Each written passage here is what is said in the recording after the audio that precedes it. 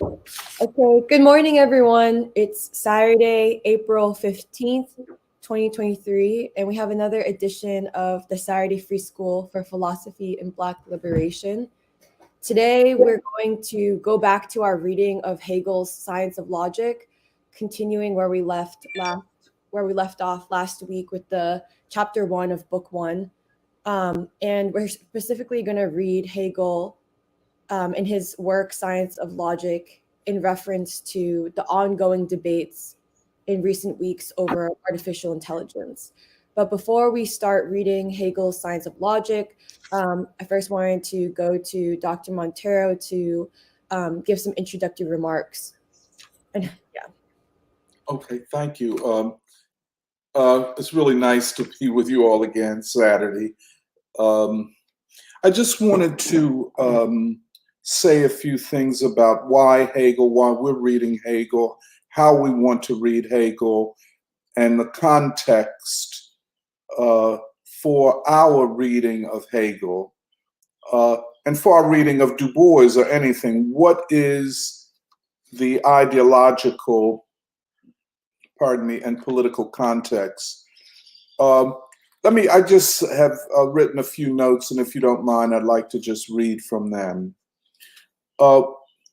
We're in a moment of what is perhaps the most consequential ideological struggle in the modern epoch, and maybe in the ideological history of humanity.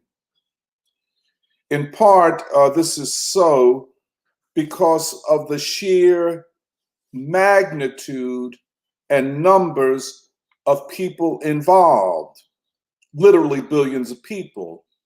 Now, the fact that the masses of humanity are no longer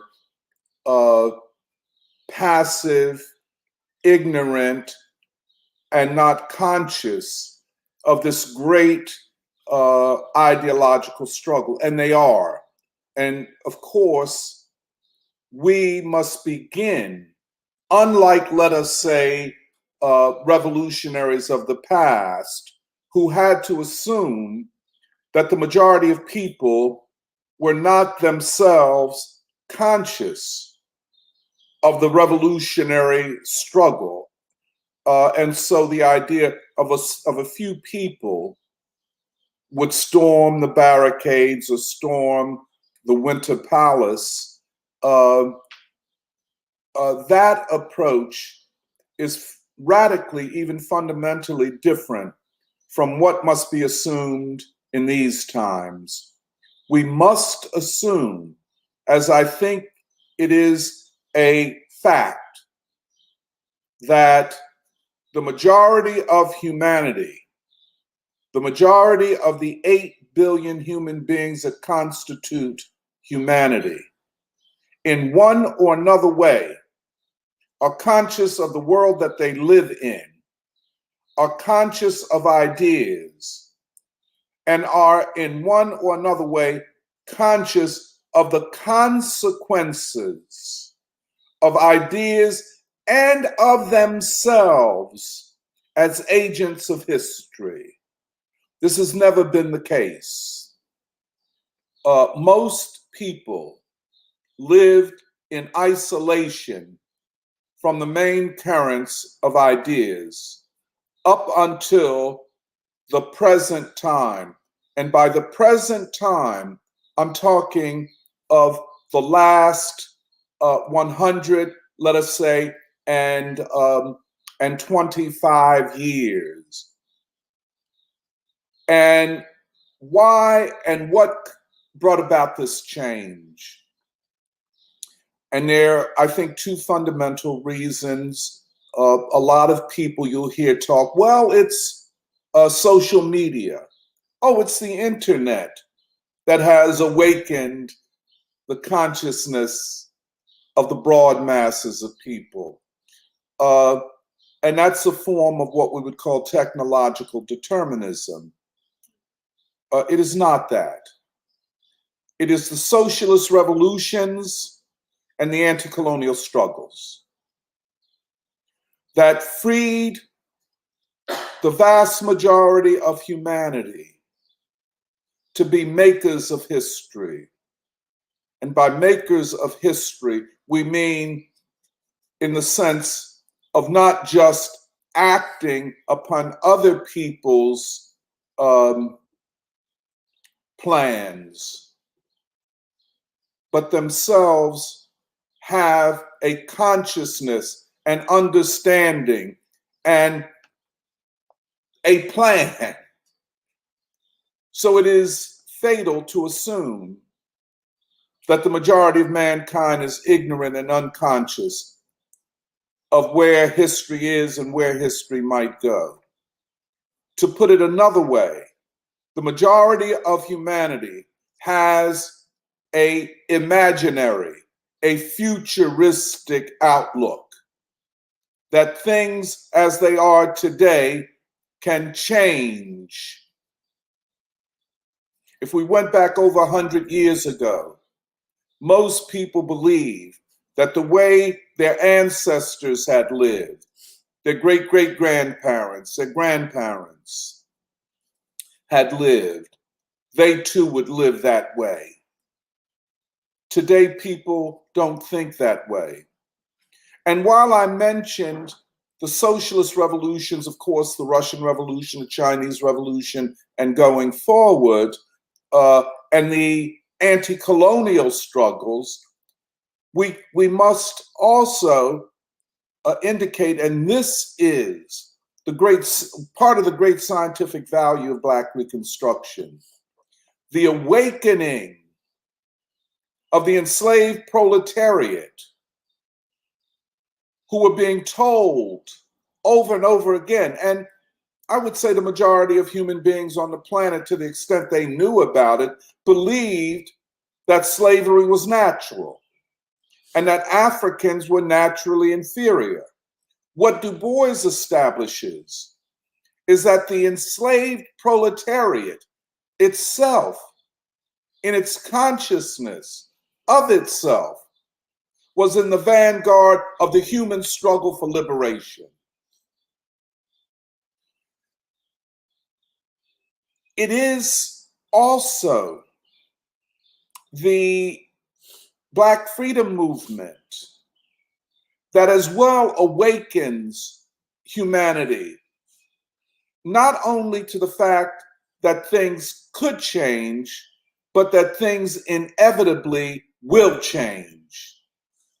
As King would often quote from the abolitionist preacher Theodore Parker, the arc of the moral universe is long and it bends to justice. The concept of freedom as an inevitable part of the human condition. Most human beings on the planet now would believe that in one or another way. I don't care where you go. So the ideological struggle is inevitable and central to the radical and revolutionary remaking of the planet. To put it another way, no ruling class, including the ruling class of the United States, can assume that they can just dictate to people what should be and what they should do and what they shouldn't do. They have to at least make an effort to ideologically win people to their side.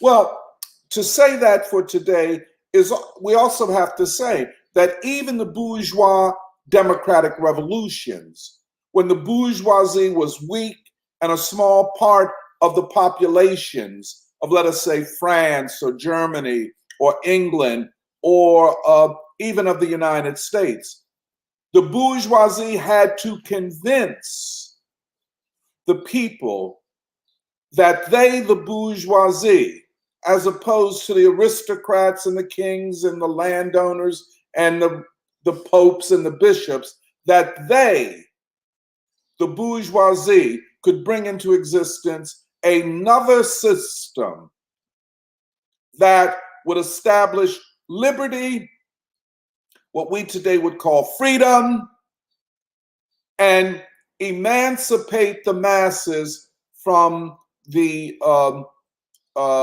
drudgery, the misery of the old feudal system.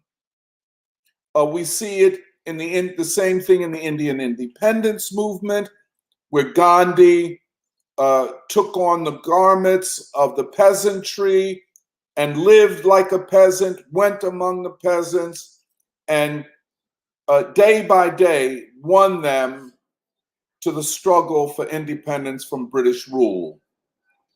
The same thing with the Chinese revolutionaries. When Mao said we have to go to the countryside because that's where the people are, it was a strategy of winning the majority of people to the cause of revolution, not the dogmatic idea that the working class will lead the peasantry and enter into an alliance, but lead the peasantry. What Mao and those were saying is that the peasantry on its own is a revolutionary force, and in fact is the majority, and can and should be won to the cause of democratic change in China. So today we're talking about processes, by the way, which Hegel could never have imagined. The Hegelian idea of that the history of humanity is the history of ideas, that human beings were the manifestation, human societies were the manifestations of great ideas, etc. He could have never imagined the majority of humanity being involved, first of all, in its own liberation, but also in the struggle of ideas. So again, to understand how we got to a point in a matter of a brief period, I mean, we could say 125 years, we could say maybe a little bit longer if you include the Civil War and Black Reconstruction and that kind of thing. Now, what we call the ideological struggle, which is maybe not the best way to talk about this thing. The word ideology or ideological comes from the German, and ideology in German philosophy and political theory is what we would call ideas, big ideas. So the ideological struggle is really the struggle over ideas and, more importantly, the human future.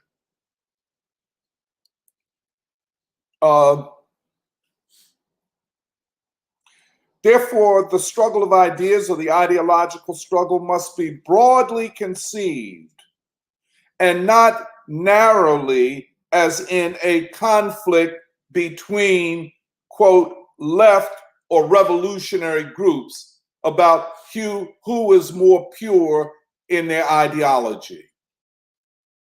That is a, how would you call it, it's a superficial way, but it's really a trivialization of the magnitude of what we're talking about.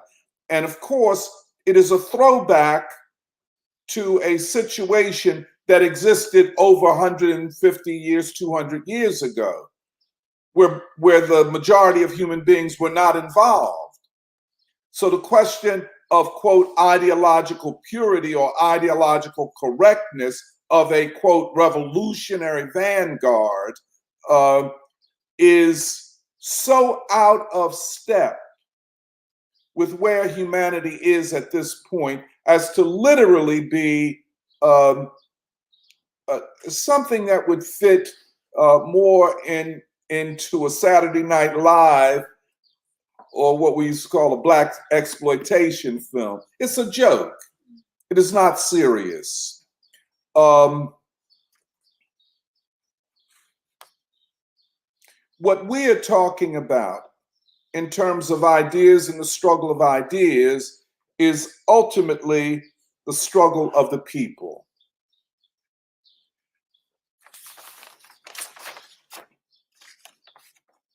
Hence, for us, we talk about the centrality of the ideological struggle. Now, a lot of people would say, and they say it all the time, so-called leftists, and whenever you say left, you always have to put quotations around it or the word so-called. A lot of this is a joke, frankly. They will say, for example, well, the people are not interested in your ideas. The people are not interested. You're reading Hegel. What black people are interested in that? Well, first of all, you don't know what black people are interested in that. And just because you're not, you might be an outlier. You might not represent black folk. Or the working class, they're more interested in putting food on their tables.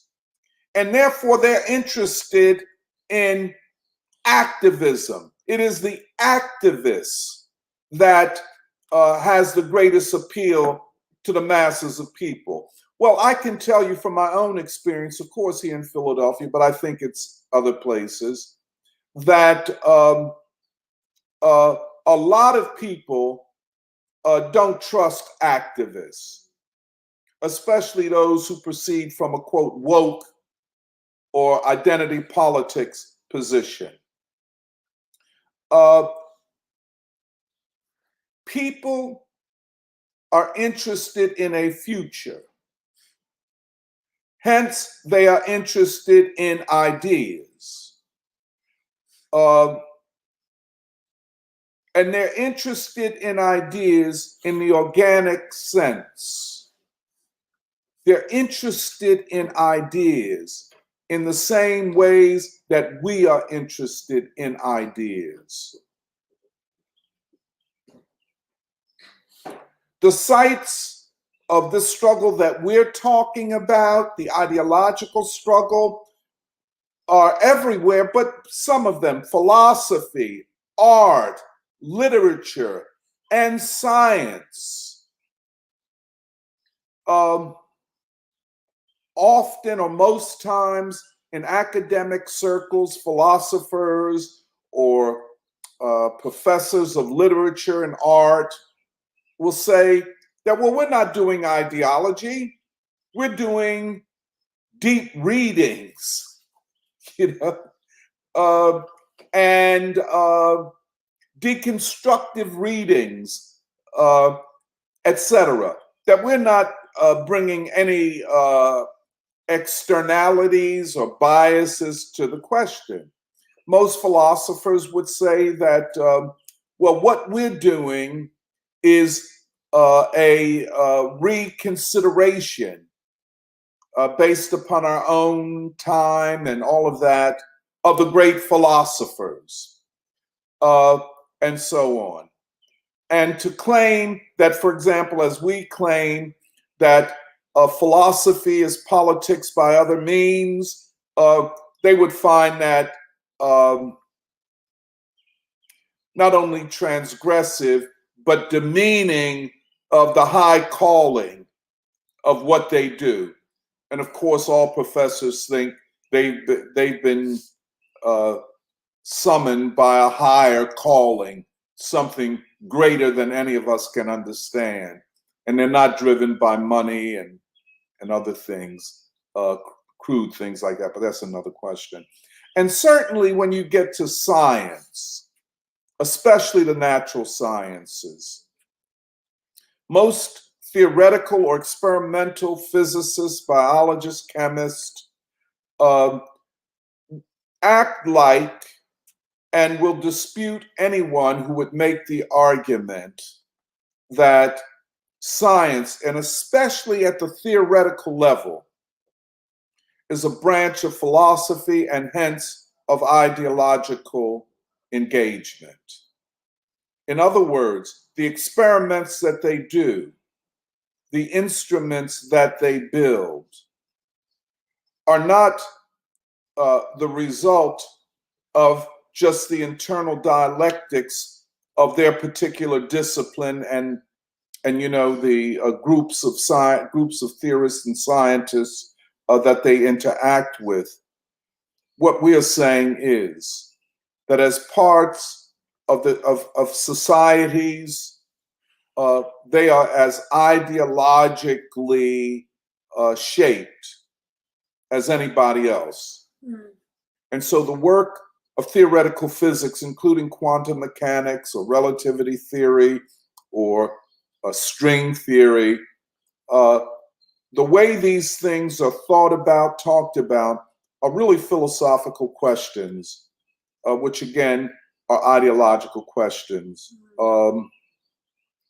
So again, our return to Hegel and philosophy through Hegel, not exclusively Hegel, and I want to underline that, not exclusively Hegel, is our doing in another way what we did with Black Reconstruction and what we've done with so many other things and what we plan to do going forward with the year of James Baldwin and all of that type of thing. We are doing ideology and in substance doing, or participating, I should say, in the great work of the people to free themselves from a system that has no way out for them. Frankly, any ethnography, that is to say, that sociological work of going in among the people, observing them, talking to them, that's what we call ethnography, always shows a profound interest, especially that mature part of the working class, a profound interest in ideas, and always seeking out honest thinkers that are not using ideas to either make themselves, the quote thinker, look smarter than everybody else, and on and on and on. You know what I'm saying? That's why people, just at the top of, are so interested in a person like Baldwin and wanting to know him better, are so interested in King. And to the extent that we make it available, Du Bois and so on, Gandhi, etc. Our concern with philosophy is specific.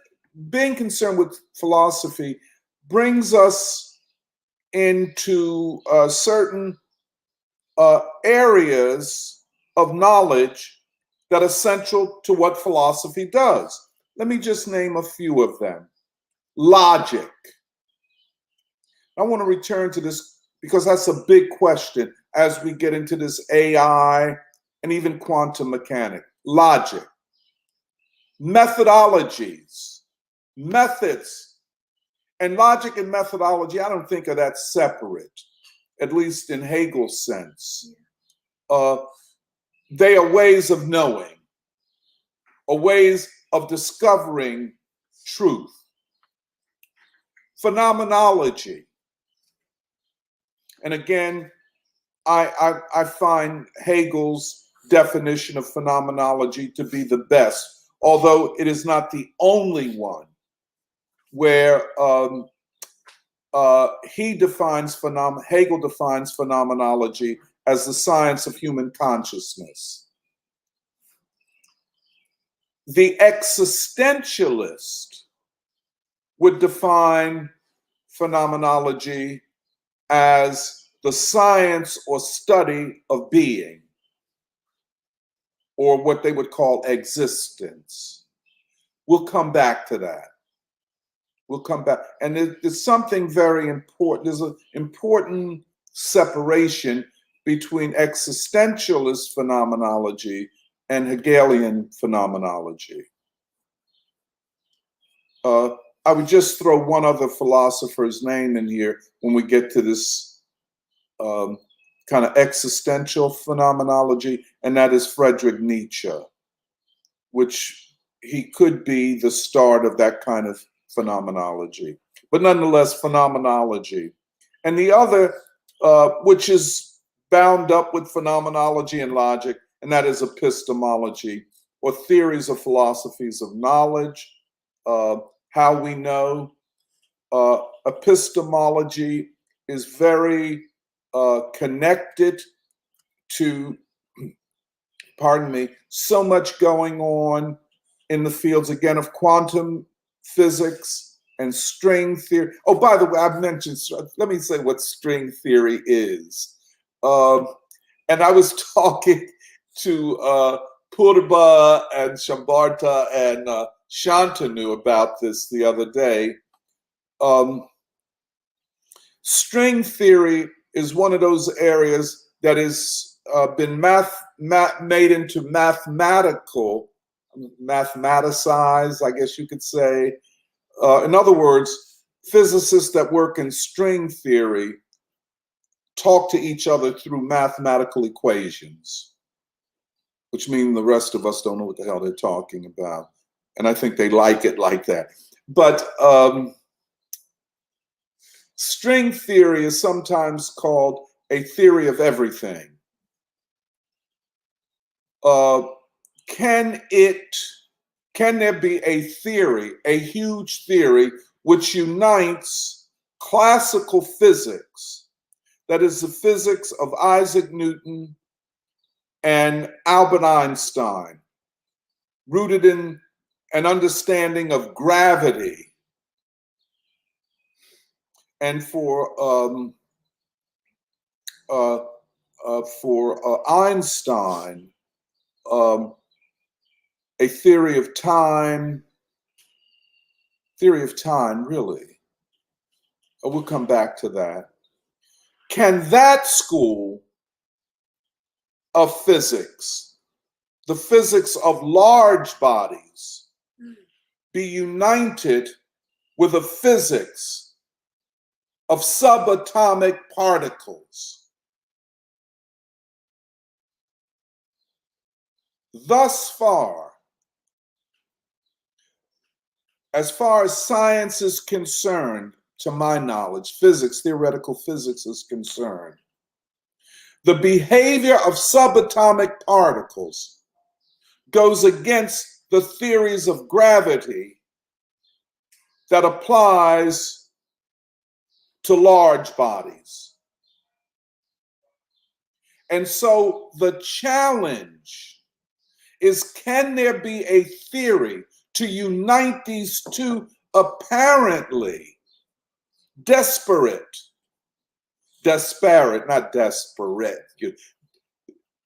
two conflicting things?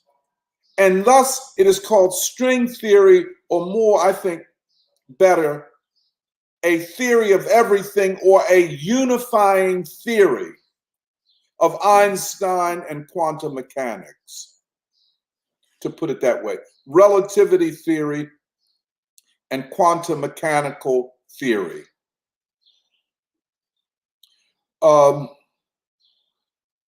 This is huge and has gone unsolved since, well, the real great meeting to see if there could be some reconciliation occurred in 1925 in Copenhagen. We talked about that before. But up to this point, they have not been reconciled. There's not been a unified theory of everything.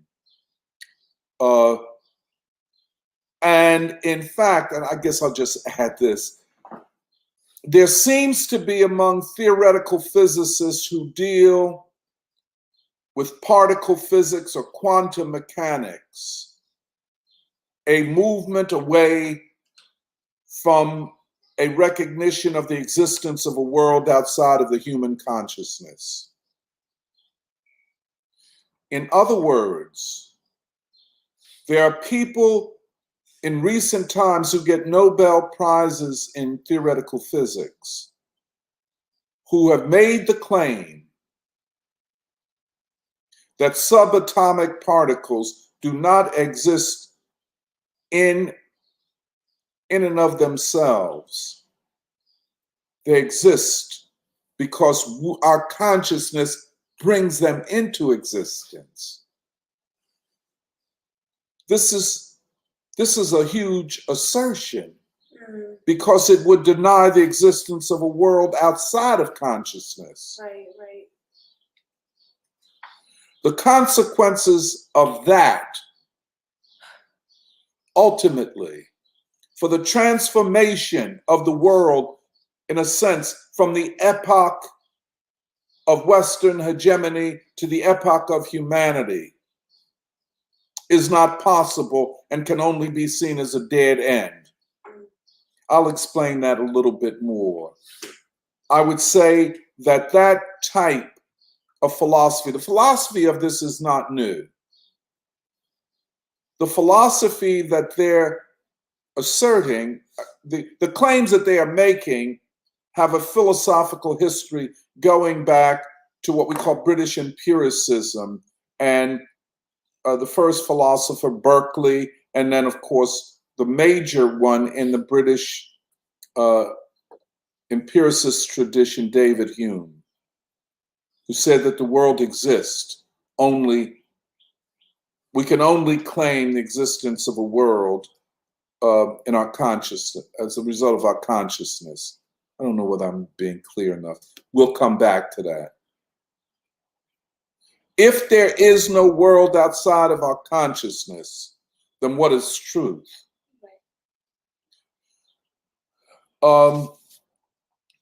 This problem, this philosophical problem, or as I would say, the geography, the structure of this problem of the existence of the world outside of consciousness has its reflection in the discussion of artificial intelligence. Again, not a small matter, a very important matter, because if the conclusions that they are drawing, and let me just say parenthetically, because AI, through the devices of the internet and iPhones and other things, is a greater reality in the lives of everyday people than quantum mechanics, the type of philosophical assertions that they make either, openly or as subtext has greater influence upon the ways that billions of people will view themselves and their futures. We can come back, if you want to ask me what I'm getting at, we can come back to that. Our approaches in philosophy, and of course Hegel, and again I want to emphasize, not as the last word. We are not making a God of Hegel the way some people in AI want to make a God of AGI, that is artificial intelligence that becomes God-like, or artificial intelligence which through the evolution of machine intelligence can arrive at absolute truths. a kind of an end game where godlike means all-knowing.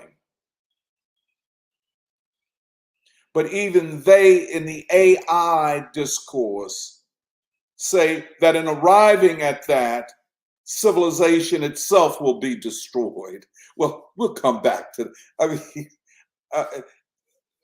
just let me. A lot of these guys I don't take too seriously.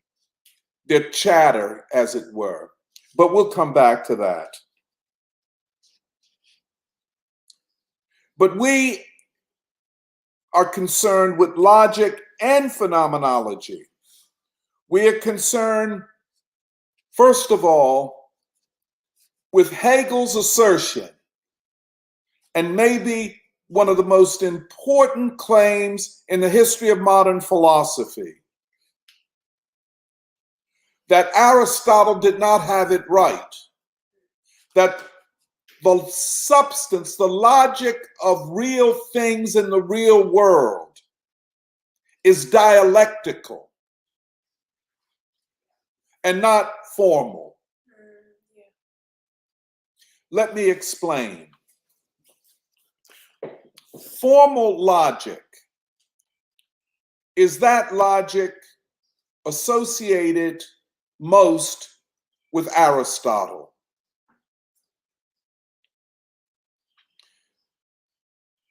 Aristotle established that the laws of logic were laws designed to bring clarity to philosophical and other claims, and to establish what, in fact, were the logical conditions of truth.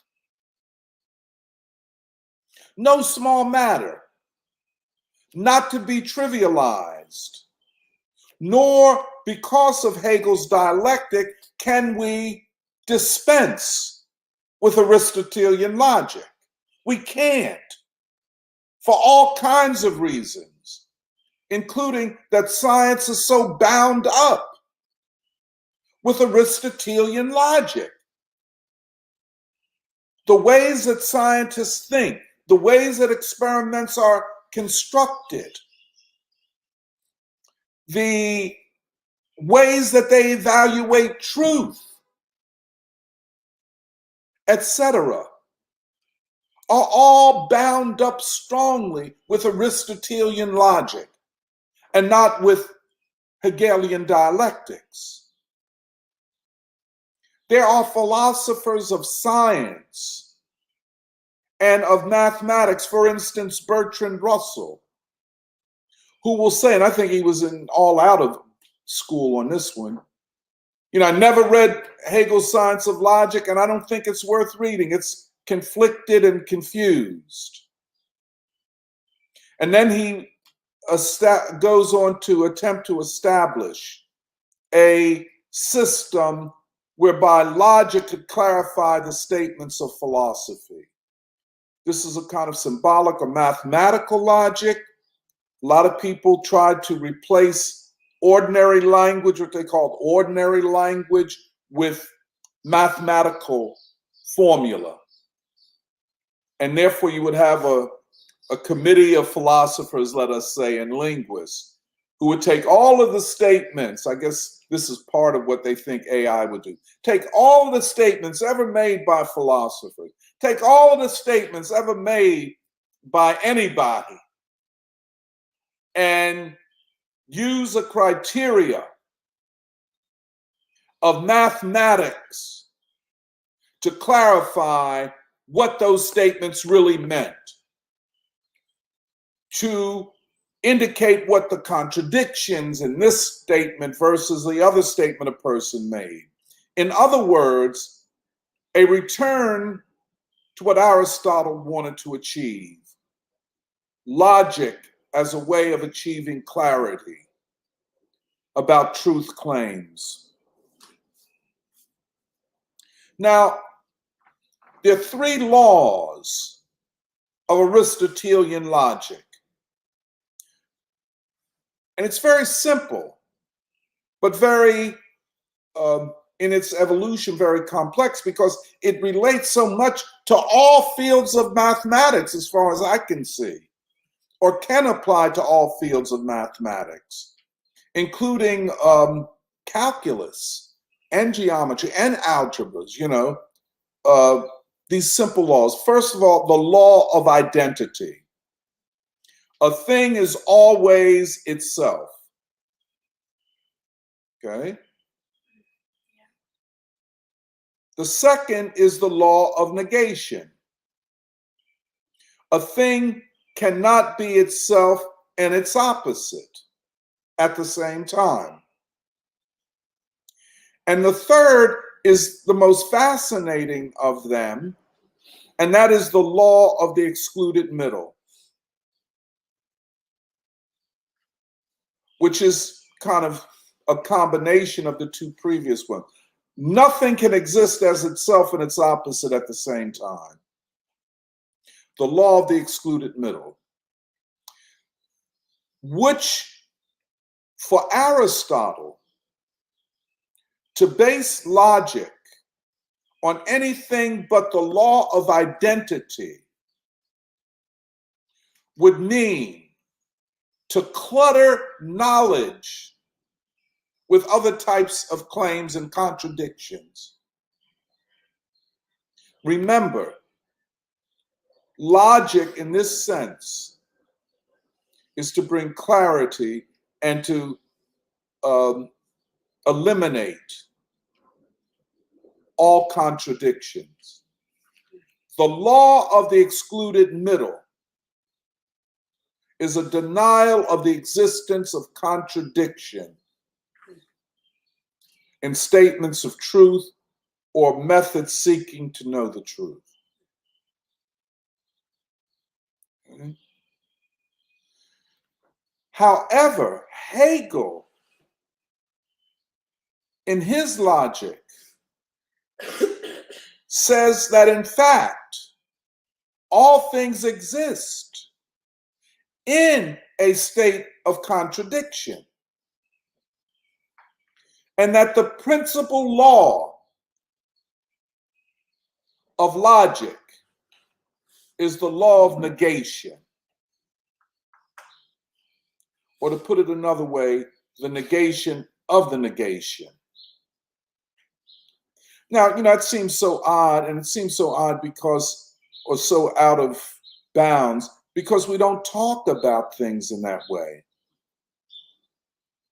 But that is where Hegel begins. And that, in the end, is where is the subversive and revolutionary character of his thinking. Hegel is a student of Immanuel Kant. By the way, Immanuel Kant is my favorite modern philosopher. I mean, he's my favorite for several reasons, not because I agree with him more than I agree with Hegel. But I won't get into Kant. Let me hold off on Kant right now. But Hegel comes forward with what, in fact, is a revolutionary proposition. That the logic of real things, the logic of real ideas, the logic of things that we live with, the logic of what we are, is grounded in the unity of opposites. Hegel therefore proposed a logic of things in motion and change, as opposed to a logic of things in a static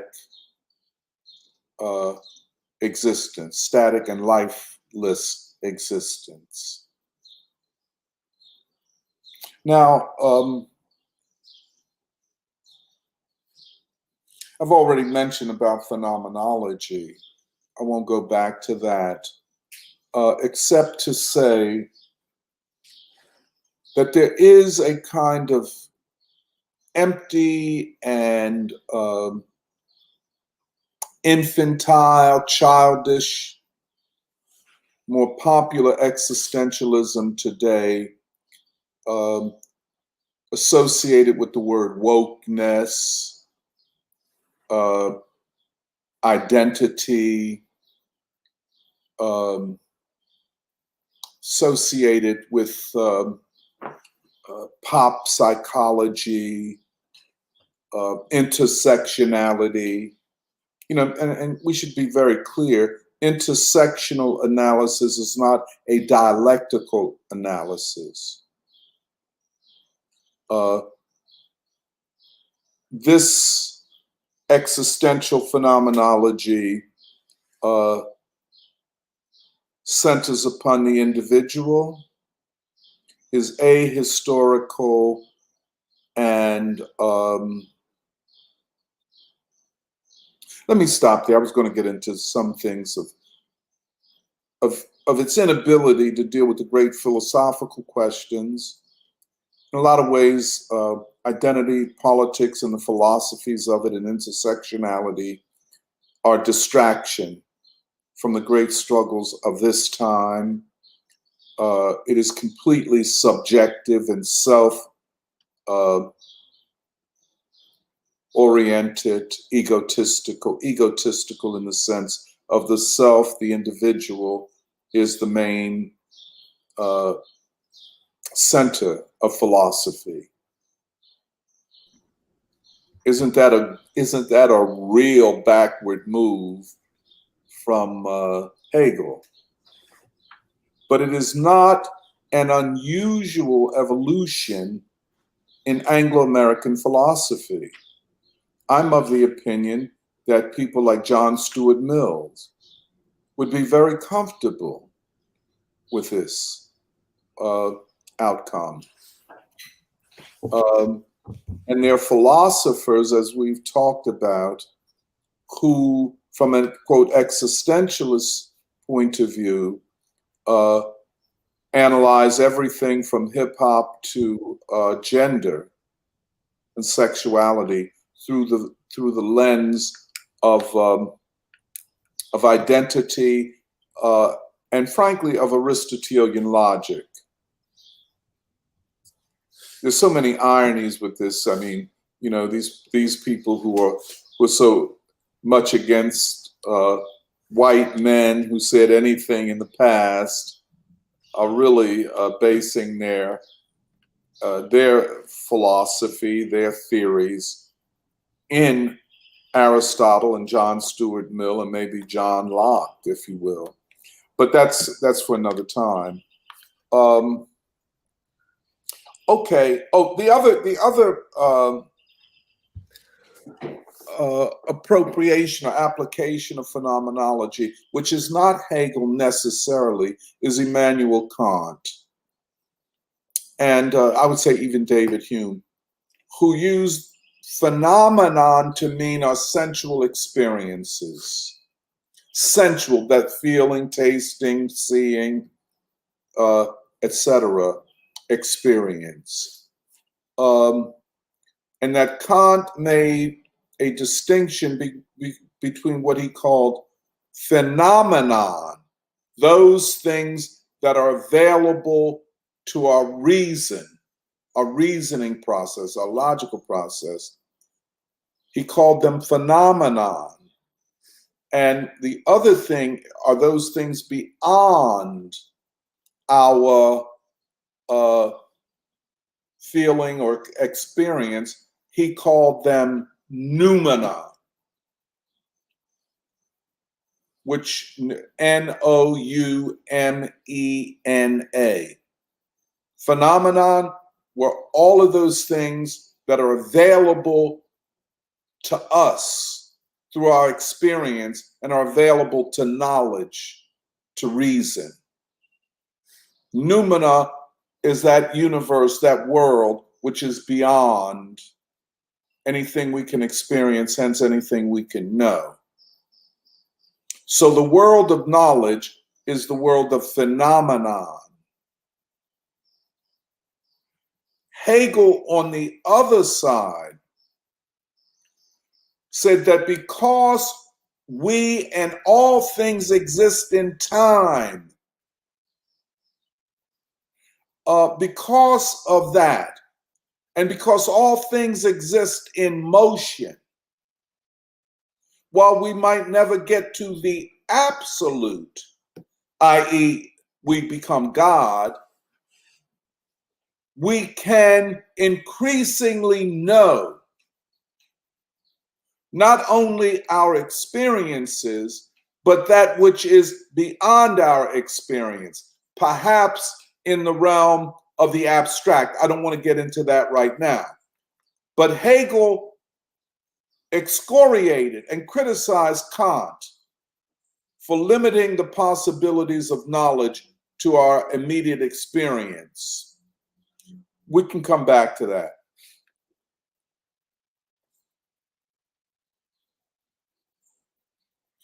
As I said already, we're going back into this philosophical thing as a way to engage the ideological struggle and the ideological struggles today. I don't know how you do it without philosophy. A lot of this is empty discourse, uninformed discourse by poorly educated professors and others. You know what I'm saying? A lot of it wouldn't be acceptable to Kant or Hegel or Du Bois or Baldwin or anybody. It's so empty, so superficial. To think that you could have a discourse on gender and race over here and a discourse on quantum mechanics and AI over here, and they have nothing in common. My argument is they have a whole lot in common. And each of them, in their logics and their methods and their phenomenologies, weigh in heavily upon humanity's future, or the majority of humanity's imaginary of their future. Woke identity politics is a way of, in fact, taking billions of people out of the struggle for their own future.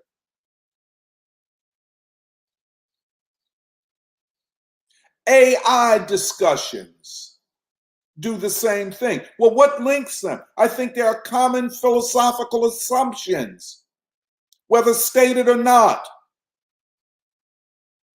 Common philosophical assumptions. And that one cannot effectively wage the struggle for ideas without getting at the deep structure of ideas. Kant called it a transcendental logic.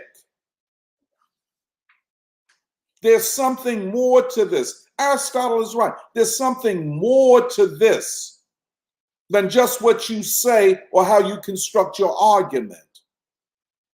What are the assumptions grounding what you say and grounding your argument? Okay.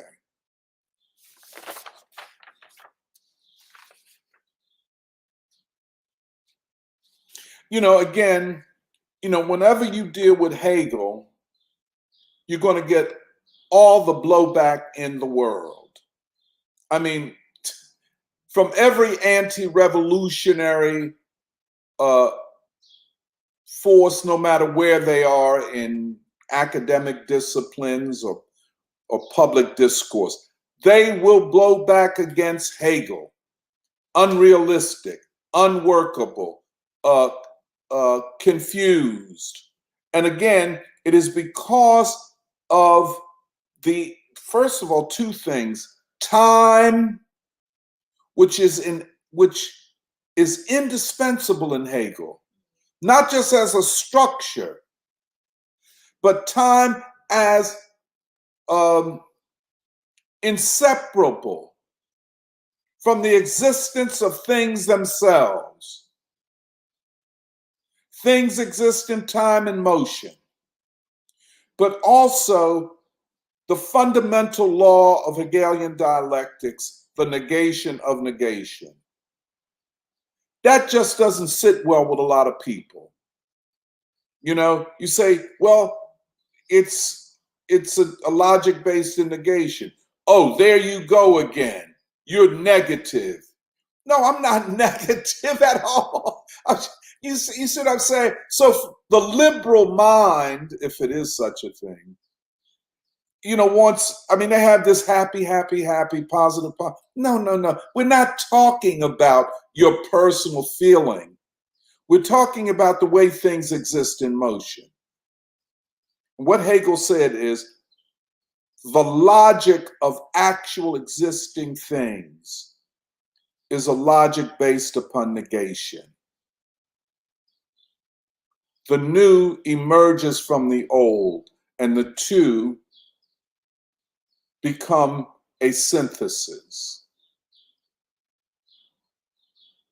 You know, in social philosophy, social theory, revolutionary thinking, if one does not engage that or acknowledge that, one is condemning oneself to dogmatism and repeating over and over again formulations that may have applied adequately and scientifically to one set of circumstances, but might not apply in this.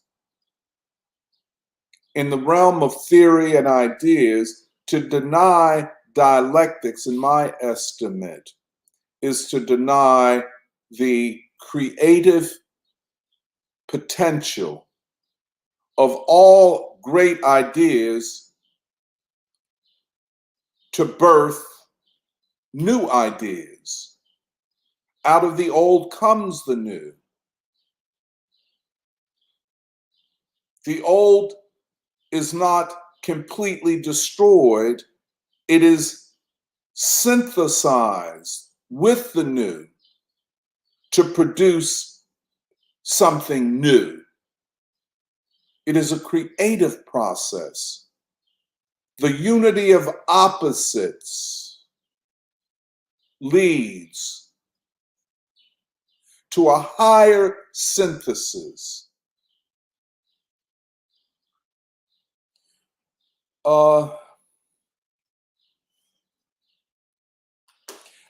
Let me just, I'm taking a little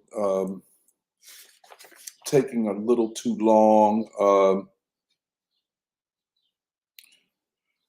You know, we're reading the science of logic in the same way that we read Black Reconstruction.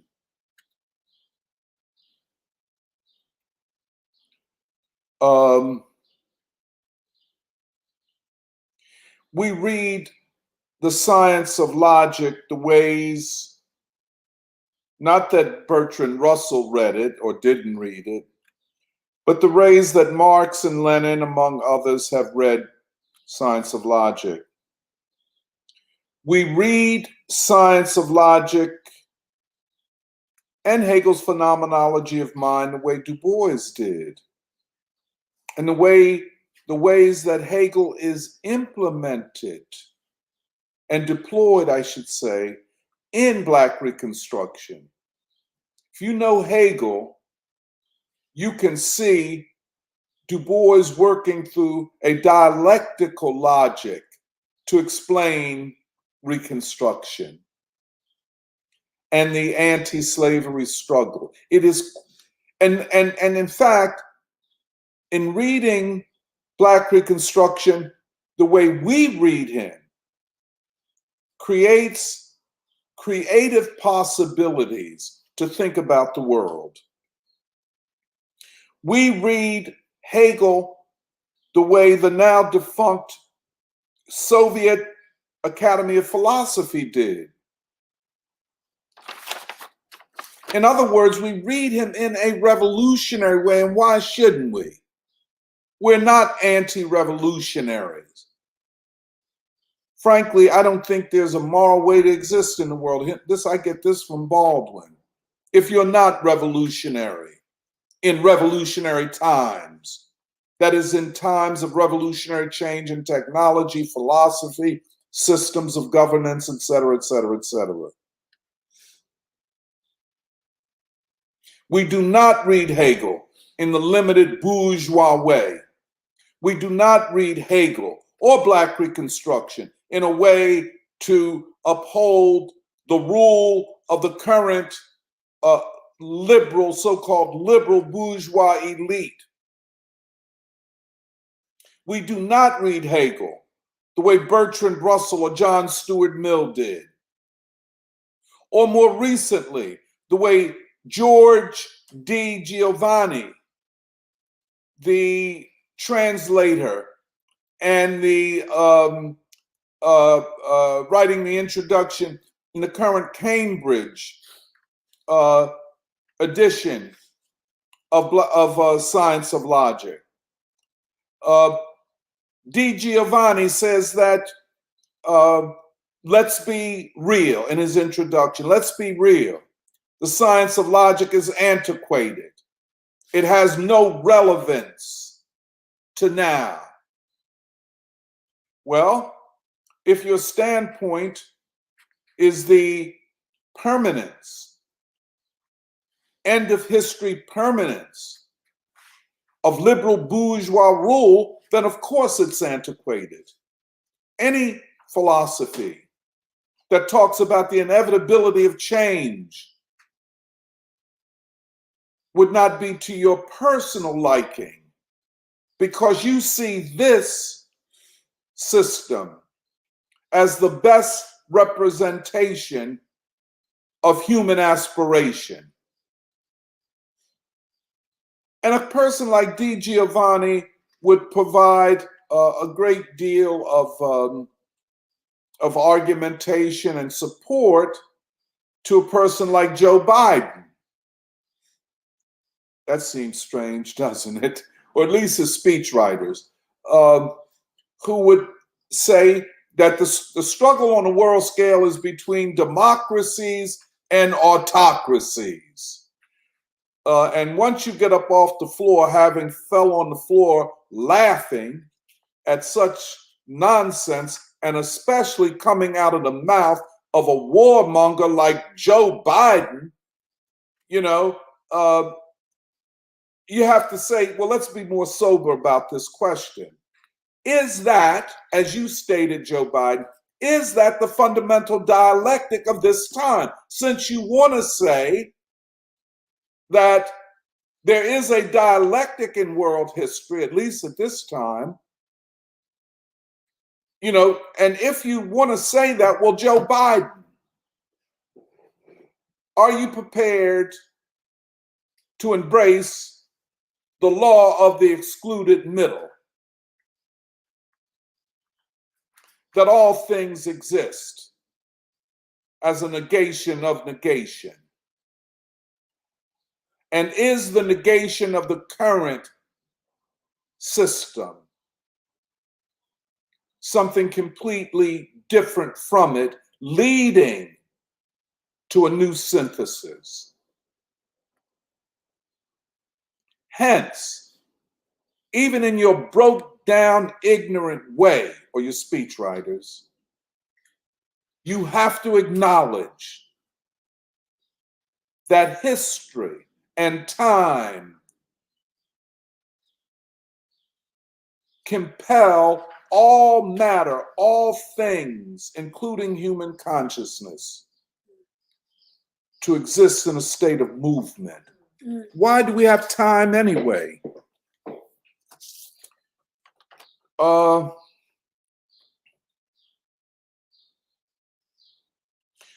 In this sense, I guess it's fair for us to say that we take a stance against the privileging without contextualizing of mathematical and symbolic logics or linguistic logics. In other words, one can say, yes, the great achievements of mathematics and mathematical logics and linguistic theories are undeniable. But is that the end of the story? Is that the final say?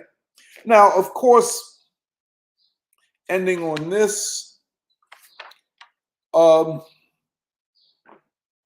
there are those who operate on behalf of and are themselves a part of the ruling elite that are waging an existential battle, a battle for their existence, in a time where they have fallen into a crisis of illegitimacy. The people don't believe them and don't want to hear much that they have to say. That they come forward suddenly with a new technology.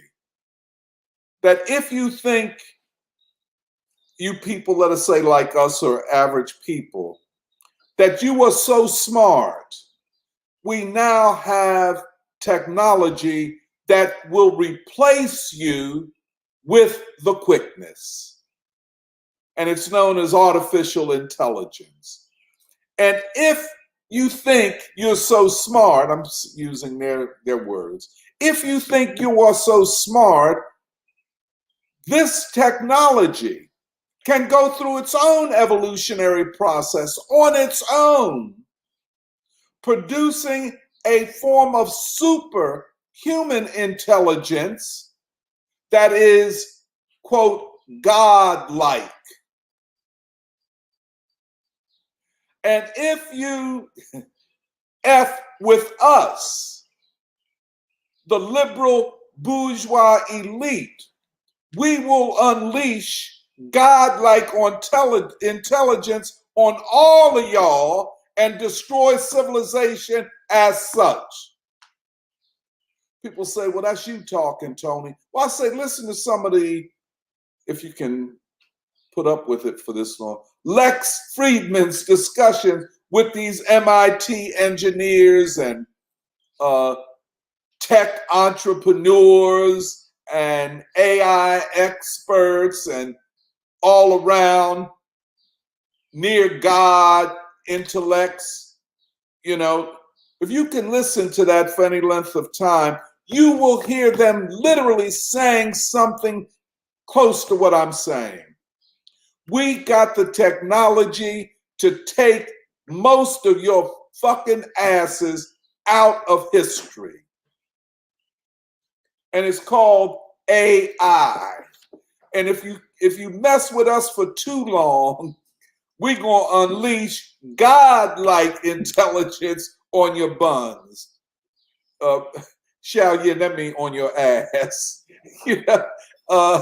And fuck you up for good. You think Francis Fukuyama had something to say about the end of history? We can do it now.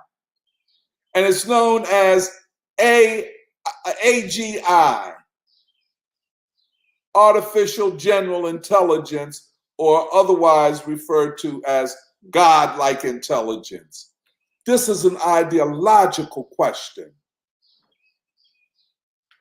This is an idea, well, it's a money question too, because, you know, Silicon Valley, they have to market themselves and get people to invest in them. But anyway, I'll just summarize, just say my last thing. Look, even if you put aside woke and identity politics, which is, you know, it's a weak hand, even for the bourgeoisie, very weak hand. And the thinkers in that field are so weak that, you know, they didn't stay around too long. They almost self-destructed, and you don't really hear too much from them. But it's a weak hand. The strong hand, from the standpoint of the bourgeoisie, of the ruling class, which must be concerned with not just ruling the United States, or ruling France, but managing humanity. Their strongest hands are in quantum mechanics, string theory, and in artificial intelligence. And this is the context, the framework that shapes and, in a sense, organizes our approach to the reading of Hegel's Science of Logic. Whew. I wore my damn self out, man. That was a lot. No, don't clap. Everyone's clapping. I'll clap too. It's a lot of shit, I know. But... Wait, when Seraphina found him. I turn everything back over to Emily Dong. As they say, Miss Dong to me.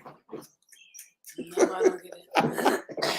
Yeah, that was really deep. Like halfway through, this was even before we reached like part 2 and 3 of your introductory remarks, where we were still talking about the centrality of the ideological struggle and its relationship to philosophy. Yeah. Where I turned to Alice and Kathy and everyone, and I was like, this shit's deep. I was like, oh, okay, we're in for something this morning, because like I could feel, I was like, yeah, this is it. Because, well, yeah, I guess I wanted to underline I wanted to underline what you just said at the end, but also what you focused on in the beginning, which is that the history of humanity is the history of ideas.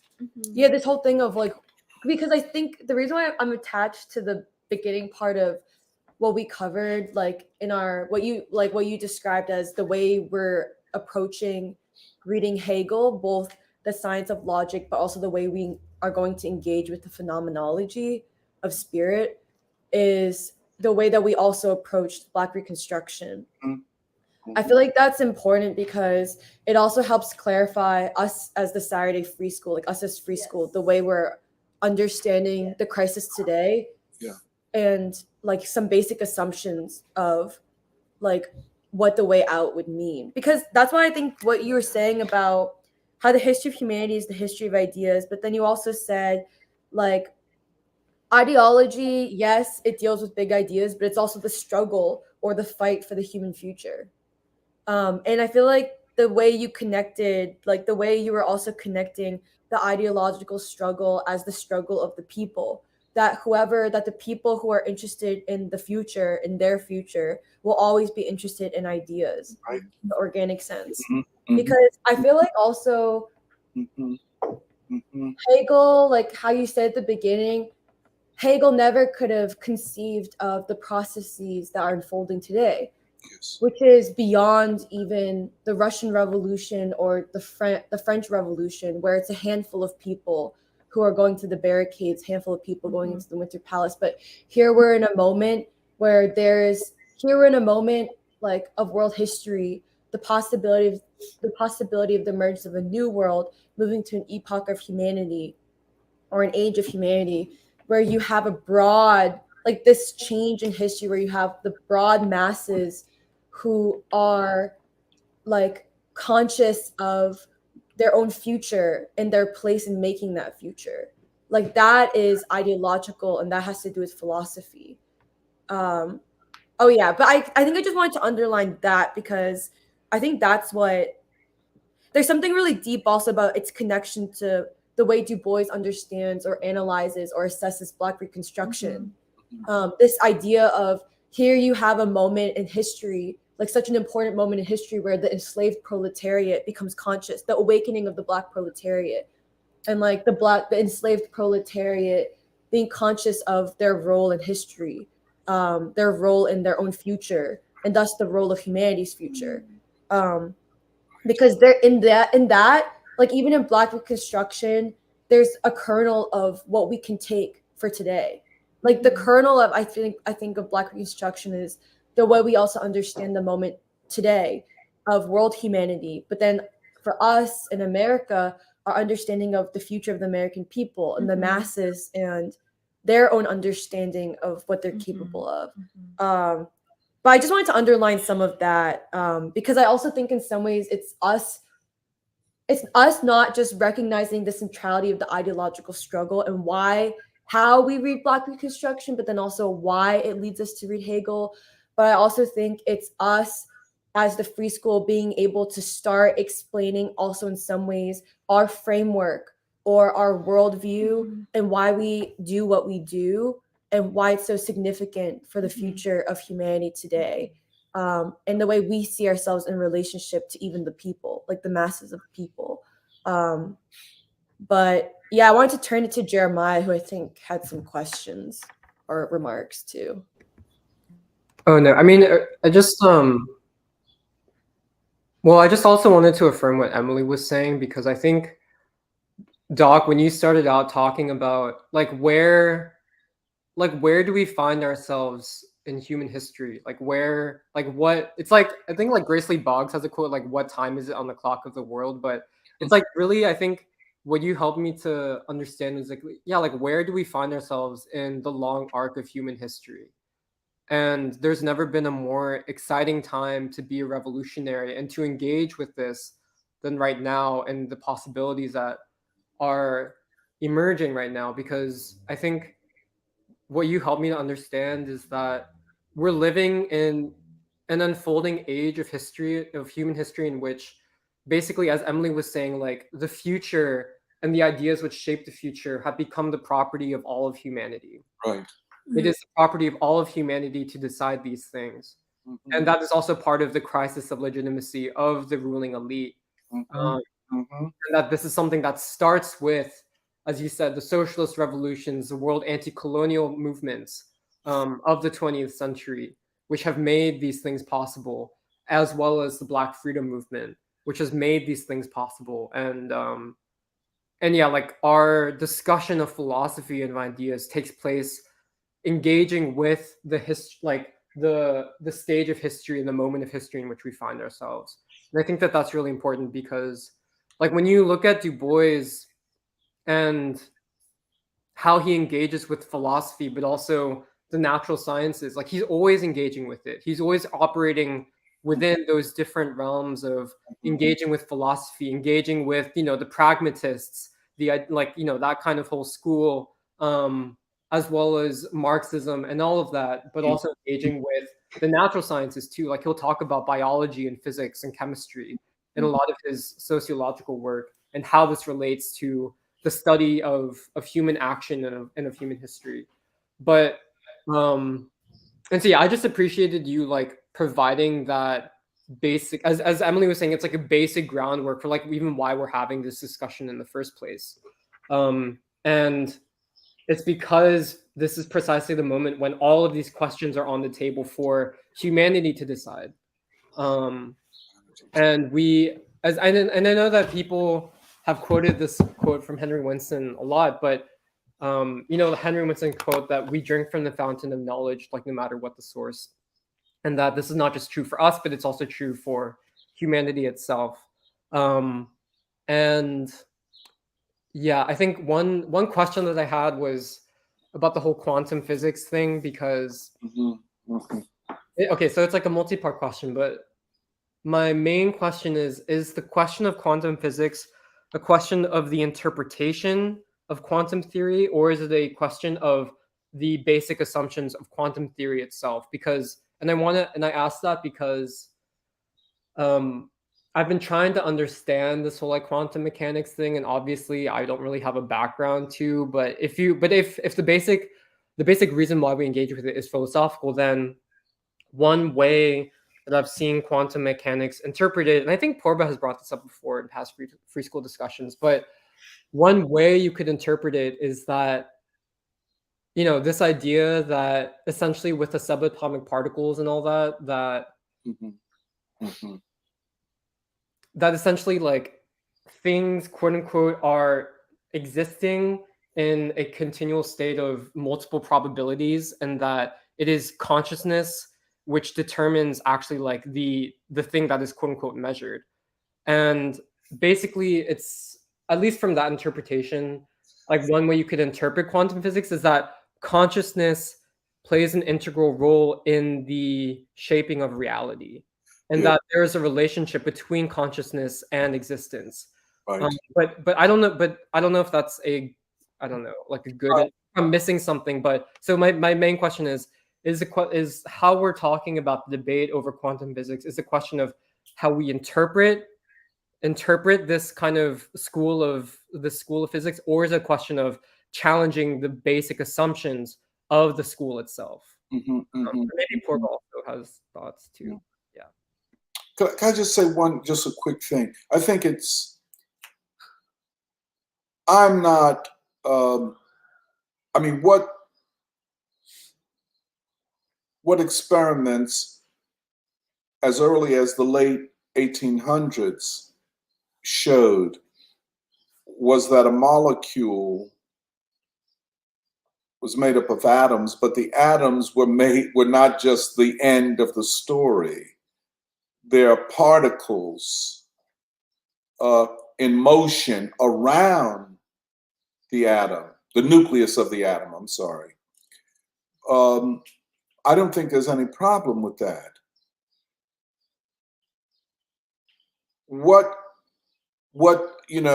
Einstein and Niels Bohr and Heisenberg and a whole bunch of other people at the originary moment of trying to theorize about this, what they were trying to say is, well, what does this mean in relationship to all of our previous knowledge and theorizing?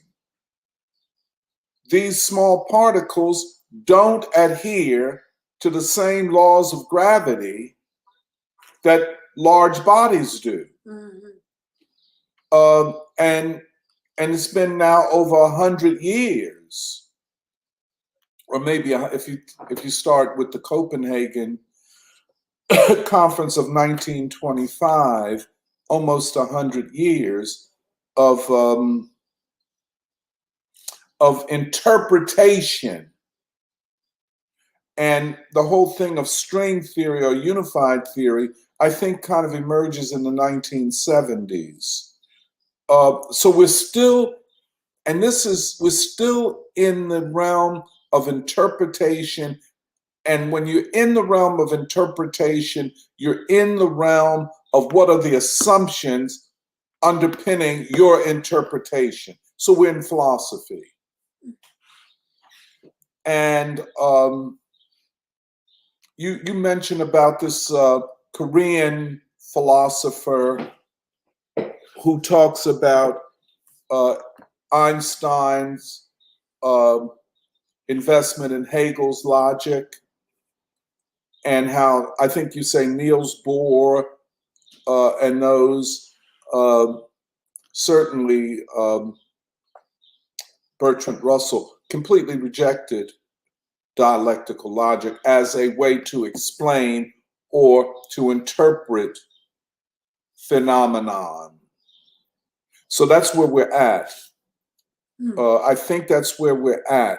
Now, we're not, I mean, outside of Shabarta, Purba, and them in India, they're in the experimental thing, and they know this better than we do. But we're in the realm of philosophy and etc. You know what I'm saying? So it is interpretation, it is assumptions, it is hence philosophy and ideology, if you will. You know, just one thing apropos what atomic physics has produced. And it has been spectacular in terms of producing atomic energy and atomic weapons. And you remember Robert Oppenheimer, the head of the Los Alamos thing to produce the atomic bomb? He said in a moment of despair, he said, "I've become death, the destroyer of worlds." Now, just one thing, just an interesting thing. You know, the destroyer of worlds might be a an English interpretation of what the Bhagavad Gita was really saying. Was it saying the destroyer of worlds or the destroyer of time? And this is another very interesting thing, because in Hinduism, there's a different, there, at least in its classic form, that there are 7 time dimensions. So I'm just saying that to say, in times like this, one can despair. And the AI discussion kind of gets to that sometimes. I have become death, the destroyer of worlds. And so has science, including atomic physics, become death, the destroyer of worlds? Is AI death, the destroyer of worlds? And if that is so, then where do we stand? We are not death. By the way, that is Krishna talking to Arjuna in a mythic kind of narrative between God and a human being. And I don't know how to completely interpret it. However, when it's transposed to the Western world, the scientist who has all of this power, so to speak, can he or she become death and the destroyer of worlds? Certainly, there is something in the political culture of the elite of this country with this war drive. They have become death and the potential destroyers of worlds. So, you know, we got a lot on our plate right now. And this is, yeah, go. That's all I would say. Well, I just wanted to add that I think what Jeremiah is asking, I mean, this is something that I have also struggled with, but talk in your introductions, the thing that was really clarifying is connecting, you know, the particle physicists who are awarded with the Nobel Peace, not Peace Prize, Nobel Prize for Physics. Um, Connecting that to the philosophical questions of what really is truth and reality is something that's very important, and it's not the connection is not clear. For instance, when I saw that this is what had won the Nobel Prize, it did not automatically draw my mind towards a contradiction that it suggests in what can be known, or and how do we get about knowing it. And this question is related to what Jeremiah was asking, whether the problem is with the basic assumptions of quantum theory and particle physics as it stands, or whether it's about how people choose to interpret it or interpret the outcomes. And I think I agree with what Talk was saying, that it's more about the interpretation, because the way I understand it, what quantum theory says is that when you go to length scales or energy scales that are very small, like Doc was saying, the laws of classical physics doesn't apply anymore, and the best you can do is talk in terms of probabilities, the probabilities of being in this state versus that. But then the way you interact with what really is by experimentation and measurements. And when you do that, the outcome basically collapses to one reality. So out of the many possible states that a thing could exist in, you see one, you sort of basically condense it into one state. But this does not, like, this is, there's still interpretation that needs to come after this. You can say that, oh, because my measurement resulted in me finding the particle in this state, it means that I brought it into existence. Or you could say that the way to know about what the particle is mediated by my consciousness. I think they're different, and I think the scientific community right now wants to agree with the first interpretation, which basically says that truth or reality is an individual thing. It's subjective to the person, or the observer, which goes into this whole ideological field of individualism and identity politics and stuff like that. But I think Einstein would have like would more have, or did support, the second kind of interpretation. Yeah, but that's sort of how I understand it.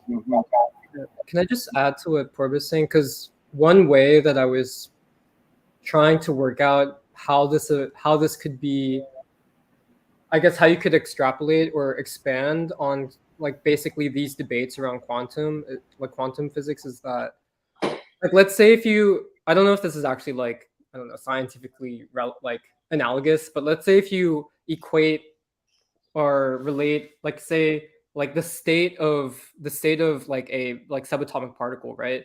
But you expand that to basically talk about like the future. The future exists in multiple probabilities, right? But it is only the act of seeking to know, right, that actually helps to constitute what actually becomes reality. Does that make sense? I don't know if that's Say it once again. Yeah, I think that there's like in terms of matter, like matter is somewhat probabilistic, like it exists, but the form of it is not ultimately like determined. But it's the actual interaction, or I guess maybe like a dialectic between human consciousness and matter itself that actually like moves things beyond just like probability to actually reality, into actuality, like right? into reality. Like it's like whether you could say the act of knowing, the act of wanting to know, which helps to make reality, if that makes sense. But it's not, but this is something that, if you relate it to also what you were bringing at the very beginning of your presentation, is that it is also, like the mass, like seeking for knowledge and the mass action of humanity itself, which can help to make the future real. And that in this moment in time, there are also multiple probabilities of what the future could be, but that human action also becomes decisive in terms of determining what that future is. And I think that this is a different interpretation compared to what Purva was saying, the kind of individualistic or identity politics thing where everything is just about each individual subjective experience, but instead that the act of knowing on the part of humanity itself can help to shape reality and help to determine reality when the future exists in terms of multiple probabilities. Yeah. I would just, one small thing, that kind of uncertainty, and there's nothing wrong with uncertainty. Yeah. It's what Heisenberg called the uncertainty principle, the principle of probability rather than the principle of law. Kind of what Du Bois called law and chance, uncertainty and law. And I agree with you that I think the uncertainty principle is applicable to social science as well as to particle physics. And I do agree with what you said, Nuri, and this is also in Heisenberg, I think maybe in Niels Bohr, that that as soon as there is experiment or observation of a phenomena, the human intervention itself changes it. So, indeed, we cannot make the error of an overly determinism, i.e., that Newtonian physics. We could say that's an overly deterministic approach, nor can we make the mistake of throwing out determination altogether, that everything is probabilistic and subjective. And, you know, I must say I'm at a loss. I have to go, you know, I haven't thought enough or read enough about how these things, these two categories, if you will, determinism and probability or uncertainty, what is their dialectic, as you said, Nuri? If I to jump in a little bit, because I think the reason why it's important is because of the ideological struggle. Yes. And the fact that like we're there, like we're not being taught Black Reconstruction or King. So the problem is what we know sometimes or what we can't articulate. Because I think it is true that because of the civil rights movements and the world peace movements, the socialist movements and revolutions, that generally people have a basis to understand that what they know and what they want out of like life, like democracy and things like that, actually pulls weight and means something. Like their voice has a weight. People's voice has a weight. But I think I was also getting kind of lost in that discussion a little bit because there wasn't, to me, I had to reassure myself of the fact that like of the purpose of it. Like what is the purpose of discussing the uncertainty principle and the principle of law?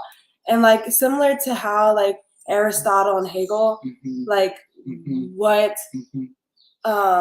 basis are we moving towards? Like, are we dependent on Aristotle? Or are we dependent on Hegel?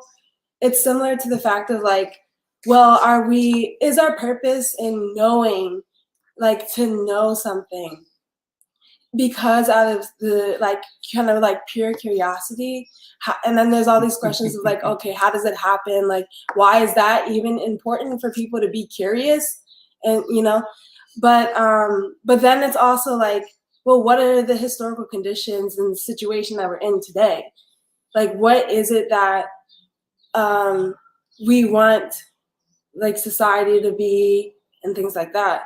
And I guess like either in physics or anything, like it's important to be curious to what's unknown. And there's also reasons for things not being known or being talked about. That's like the ideological struggle, the problems of like the ruling class dictating narratives or things that we know and understand. But then there's still like the fact that like even if things are not known, we're still at a historical moment today because of situations that have happened, where like the civil rights movement or even the Civil War.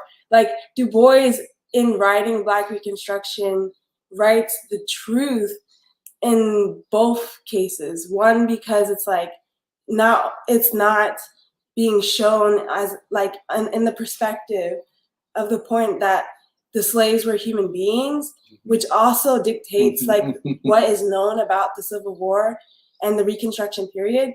But then because we know that the Reconstruction period happened as a revolution, then we can understand our historical moment better today, which also gives a better grasp at what questions to ask about democracy, or the questions of the fight for peace and things like that.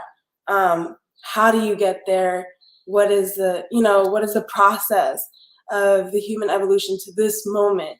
If the enslaved proletariat awakened or like had these moments of like were awakened and then struggled for democracy, then I think we're at a different level of discussion about well, what is known about human consciousness and what is not known. What are the possibilities of today, and why is that even significant? Yeah, I wanted to say that. Very interesting. So yeah, because I was thinking again about the difference between like the purely subjective argument, where basically if you observe something, like whatever exists in your mind is basically true, that interpretation, versus I guess the interpretation that in actually in actually acting in the world, like then you change it. And Danny had this one comment where he was saying that there's a difference between contemplation and action. Like truth actually becomes, so we're not merely observing it, but in like actually acting, we produce truth. And I feel like that is sort of like the main and important distinction, which is like purposely acting, like acting with purpose and with consciousness to change the world, versus assuming that in just thinking something, like it's automatically true, which I think is kind of the subjective, like identity politics, like my reality, my truth, like it just exists in the world just because you contemplated it into existence, versus I think actually like being in the struggle for ideas, to actually like not just debate ideas or to have opinions about them, but to actually like embody them in the world and like make them like like not true, but make them more like visible or like possible for people, which I think was also what Alice was saying last week, where talking about like King, talking about these world leaders raises the possibility, like the capacity of children and youth to know that that's real and that actually does change the world. And yeah, I feel like that's kind of a lot of what we're doing, where we're trying to actually, yeah, like change reality, like change the capacity and change the possibilities of, yeah, like ideas. But I think also part of that is like when Doc, you were explaining like why we're reading Hegel and like basically like why it's so important for today, and that we're not just doing it to like chat about philosophy because we think it's cool, but because like the historical moment that we're in like demands it. And yeah, like it's a much bigger thing. And even what Serafino is saying about knowing the actual truth of the Civil War, like knowing the possibilities and like what actually happened in Black Reconstruction changes something. Like it changes the moment that we're in today. Yeah, and so I think this thing of just knowing as actually like activity or knowing with purpose is like something that is really significant. And I feel like when we're talking about the struggle for ideas, like the difference between the ideological struggle as just like the, I guess, factions or something, but actually the struggle for ideas, like the struggle to make ideas real and relevant and have power for people. So. Well, yeah, that's also another thing that you're talking about, Emily. You brought it up also already, like the ideological struggle. And like it's interesting because why is it important? And we also talked about it a lot, but like how the ideological struggle has everything to do with the people's struggle, like a person's struggle for freedom. Like, and I just am highlighting what you guys are already saying about, it's almost like the change of mindset, or like to act like, because like a critique is like, okay, you guys just want everybody to think about Du Bois, or like there's just this, and then you think about things in a dogmatic way, like you're really reliant on either like a man or an idea and you just run with it. But I think what also this thing about ideology that's particular, and I guess another word, whatever to be worked out, like is on the table, but like it's more about a mindset or like the worldview rather than a particular dogma or a particular reliance or over reliance to a philosophy, which is also what makes like free school interesting and why philosophy is important, because anybody can struggle for freedom, and that anybody, or like the whatever, how many people are in the earth, how many people are in, and all the perspectives, like it isn't a point to consider how or what particularly one should be thinking about, but like more about what are the principles and values and like morals that undergird like civilization and the ways in which people interact with each other. That helped me think about why the ideological struggle is like the struggle of today, the struggle that we're doing, and the struggle for democracy. Because also it can be said that like the ruling class today is still trying to win out like the ideological struggle. Oh my God, more than ever. I mean, it's like it's an existential matter that they have. Okay, forgive me for interrupting you. Yes, I would agree with you. One of the things I was trying to get at, I know I didn't make the point like I wanted to, that winning the ideological struggle for the ruling elite is an existential matter. They lose the battle of ideas. It is fair to say they lose a significant part of their power and might be close to leaving the stage of history. In other words, even more, I would say, I'd make this point, Michelle, even more than their physical power, their military power, you know, which can always be challenged and so or their economic power, is the power that they have to control ideas. I think it's more important than anything else. And I think on the opposite side, our futures are so bound up with our ideas. You know what I'm saying? And so things that seem remote are central. That is quantum mechanics, AI, and stuff like that. Things that seem commonplace are in the central part of discussion or public discourse are the least important things. Because the ruling class strategy is to keep distractions in front of the people. You know, identity politics is tantamount to a soap opera. It's a distraction. Anybody can say anything they want. But the real battles over ideas, I think, are in these areas that we are talking about. And I think science or physics, because people have not yet discarded any commitment or embrace of science because they see its power, and I put quotes around that, the atomic bomb, atomic energy, other things like that, or AI, because they're seeing it every minute through their iPhone. So to explain this, as Nuri, as you said, to the interpretation of these things is the center of the ideological struggle. We might not, I don't, you know, and I'll just shut my mouth at that. You know,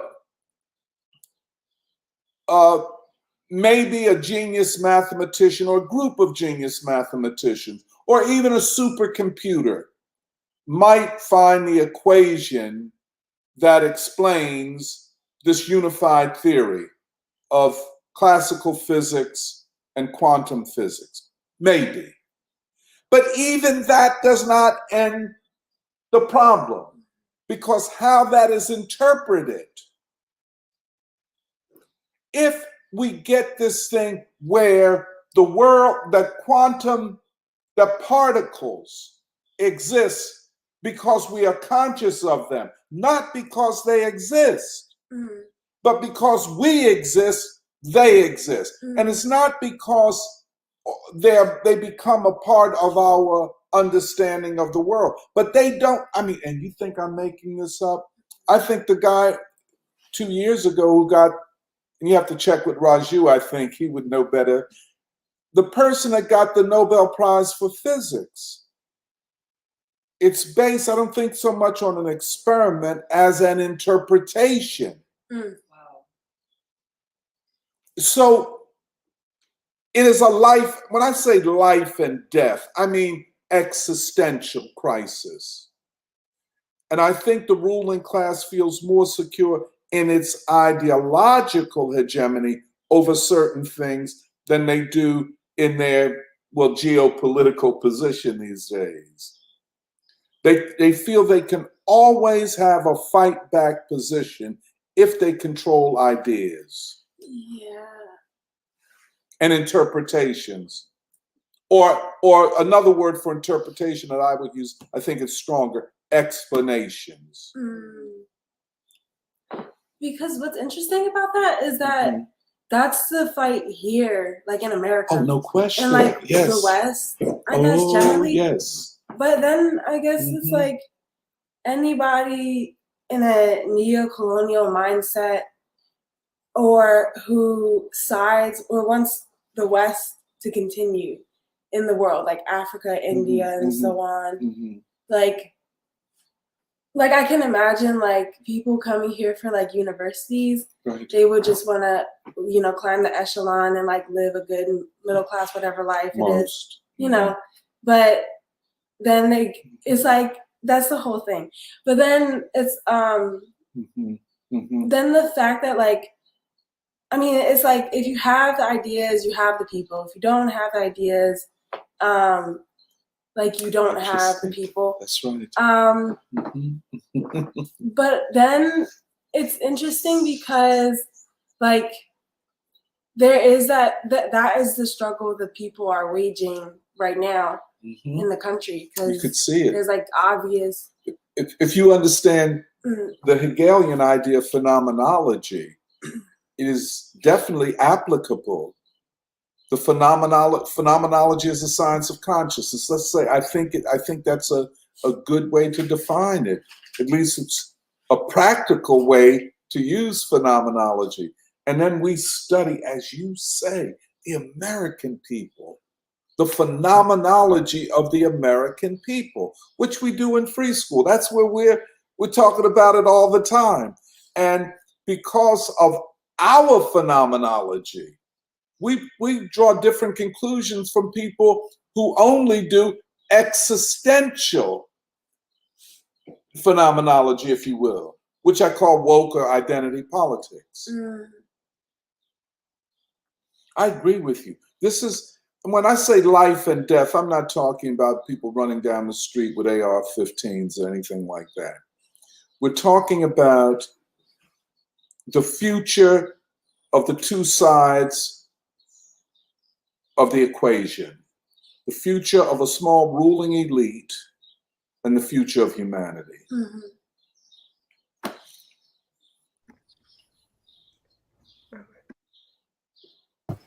I would like to add to this rich discussion. I would have never imagined in my starry-eyed youth going to university lectures in physics that the nature of particles was related to the nature of the destiny of humanity. I hear you, Eddie.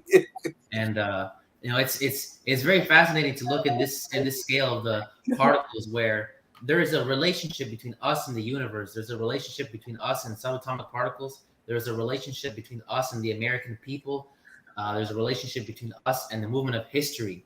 And what similar to what Jeremiah said, before we do anything, there are certain possibilities that maybe you can measure them pretty well, maybe you can't, but you take action and that brings into existence something, whether it's the position of a particle here or the age of humanity instead of the age of Western civilization. And what really, I've heard this concept before. I think I heard it from you, really, and I didn't fully understand it. I think you said there's a moral imperative, which, I mean, it sounds nice because I like the word moral. But when you explain to us that history is constantly in motion, and that there is such thing as too late, or there is such thing as this is the best time possible, that compels you to do something. And if things are going well, then that compels you to keep going, because history is constantly in motion. And if you stop, then you're going to lose it. Or if things are going bad, you can't just throw your hands up and be like, damn, well, this sucks, because things are going to get worse. And so there's that. At least this is my interpretation. You're gonna have to tell me if I thought about it wrong. The flow of history and the constant movement of history compels us to do something, the right thing. Yes. At the very least, our very best. Eddie, I agree with your fierce urgency of now. And, this is something, and, I learned this from talking to some Barta and Purba about their recent going to a physics convention in Las Vegas. So it's physics and partying, physics and getting drunk, But the connection of physics to ideas and ideology. By the way, the word I wanted to say, ideology. Obviously, when you put a ology on the end of something, you're talking about a study of. So ideology can be seen as a study of ideas. But the other way that it's used in German philosophy is that ideology is worldviews, or study of worldviews. You know what I'm saying? So we, in engaging particle physics in particular, or AI, we engage it from the standpoint of worldviews.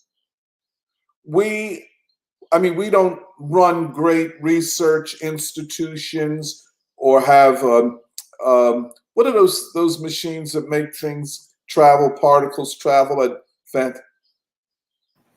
cyclotrons. Huh?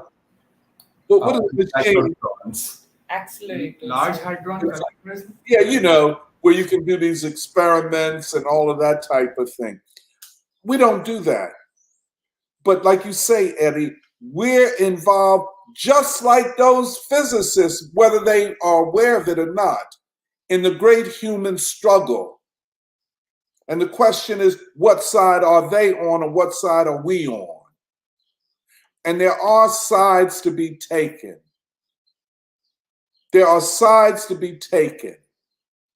And I know, talking to Purba and Shambarta about, their discomfort with their disciplines.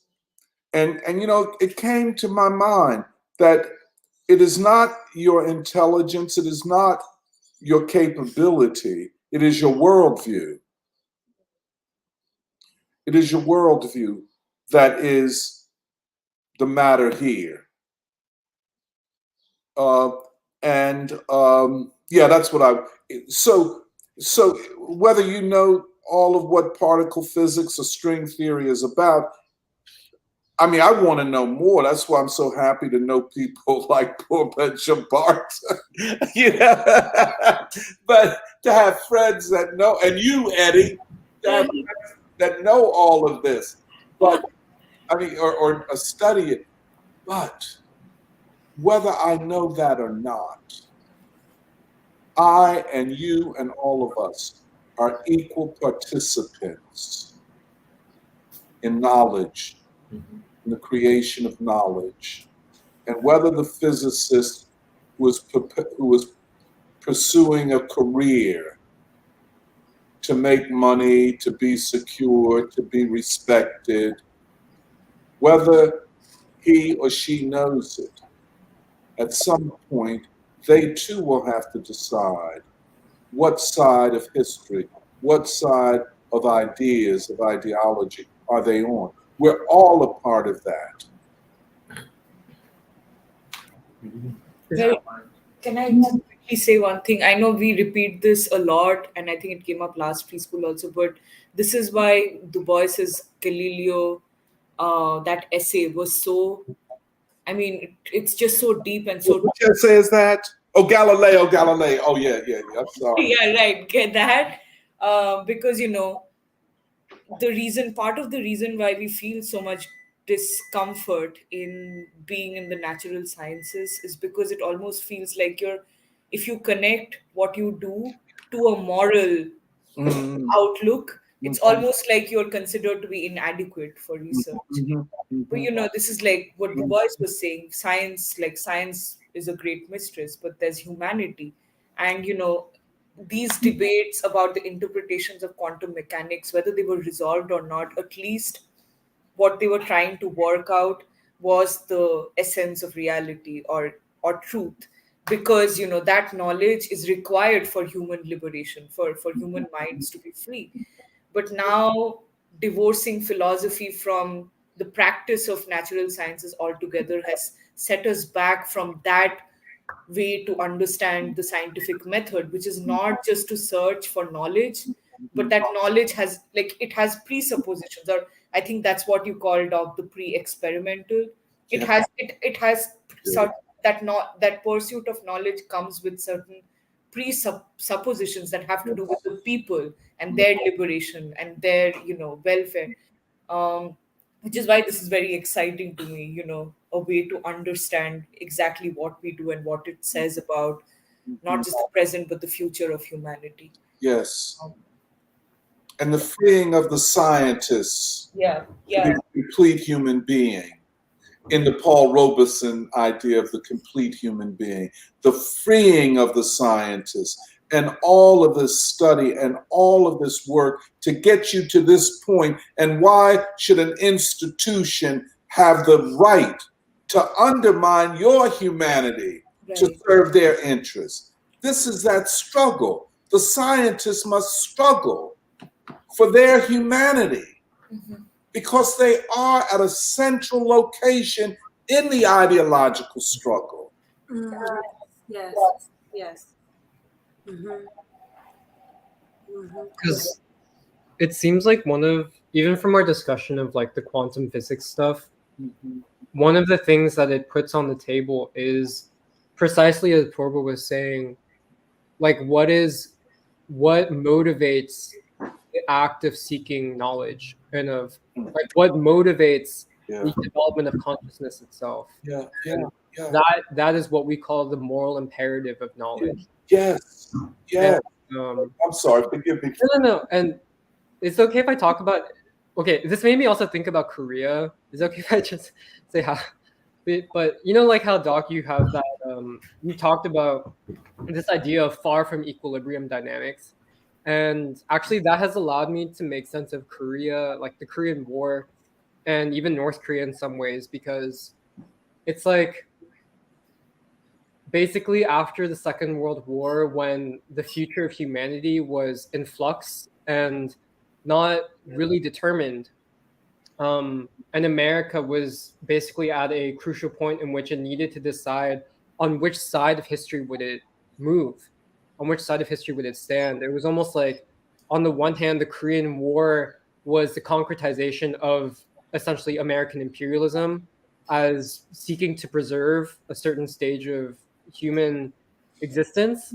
But at the same time, like the way that someone like the journalist Wilfred Burchett would frame it is that it was also essentially like one of the first real contests of Western imperialism with the anti-colonial struggle, like a direct conflict between Western imperialism and the anti-colonial struggle, in which it basically settled with a draw. And that was not a defeat, but actually it created the possibility for something like Vietnam to happen.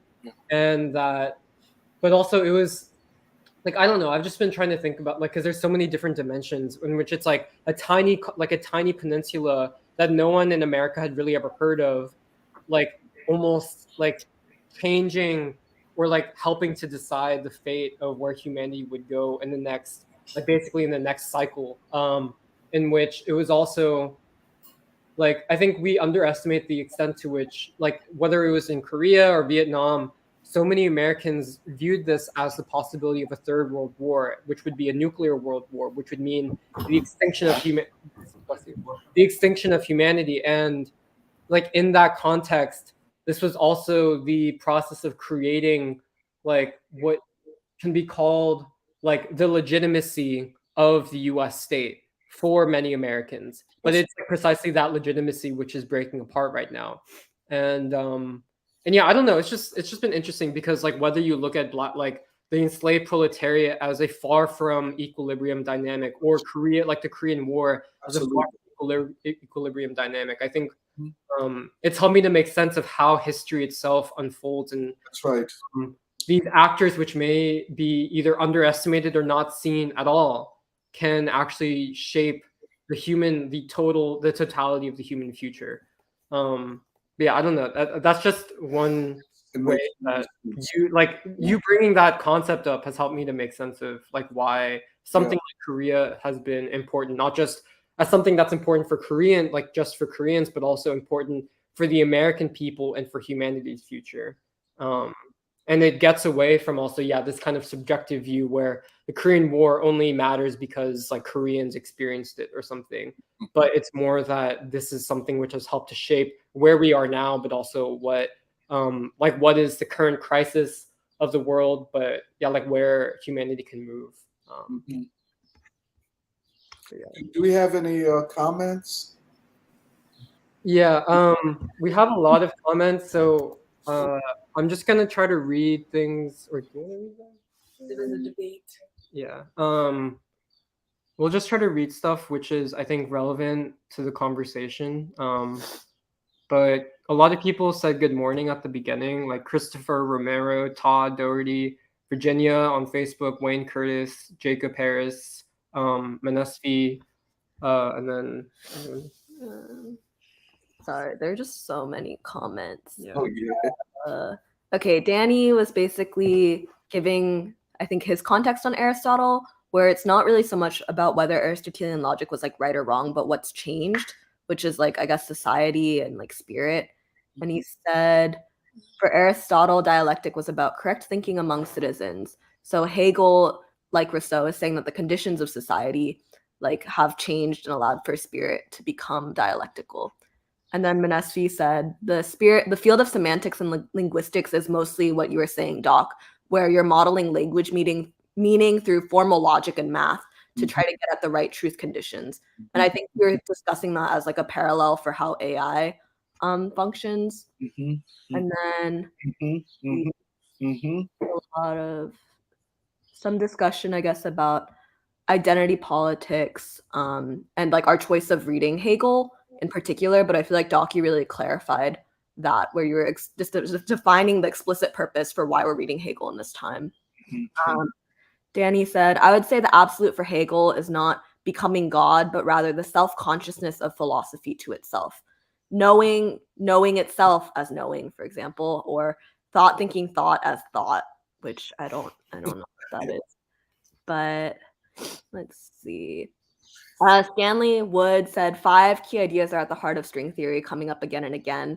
1, string theory predicts that all objects in our universe are composed of vibrating filaments and membranes of energy.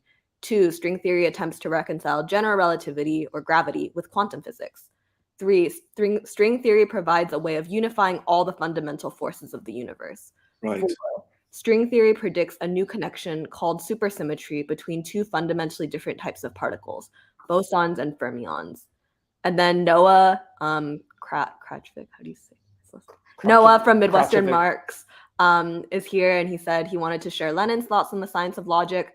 Lenin said that it's impossible to understand Marx and Capital without understanding all of Hegel's logic. And then, let's see. Oh, Stanley also said, another way to understand string theory is to read The Jazz of Physics, the secret link between music and the structure of the universe. There you go. Yeah. Oh, it's pretty interesting. And then, I think just like questions about whether, like, who to believe, like who is an authority. But I think Serafina said, we're not just following a man or like a dogma. We're discussing ideas as they relate to the current moment. And then, sorry, I'm kind of out of order. But Stanley said that book on jazz and physics helps make string theory more tangible and uses jazz to help explain the concepts of physics. But I actually think that's kind of cool because when we were talking about physics and jazz both as like dialectical processes. And I feel like jazz, like thinking about jazz is one really like concrete way of like understanding that. And then let's see. Noah says that it's impossible to listen to hoity-toity entrepreneurs like Lex Friedman for more than 5 minutes. Damn. And then Daryl Mitchell says he's giving a short biography of Hegel about how Hegelianism established a modern category of philosophic principles or laws that outline the process of change, the movement of things through time and space.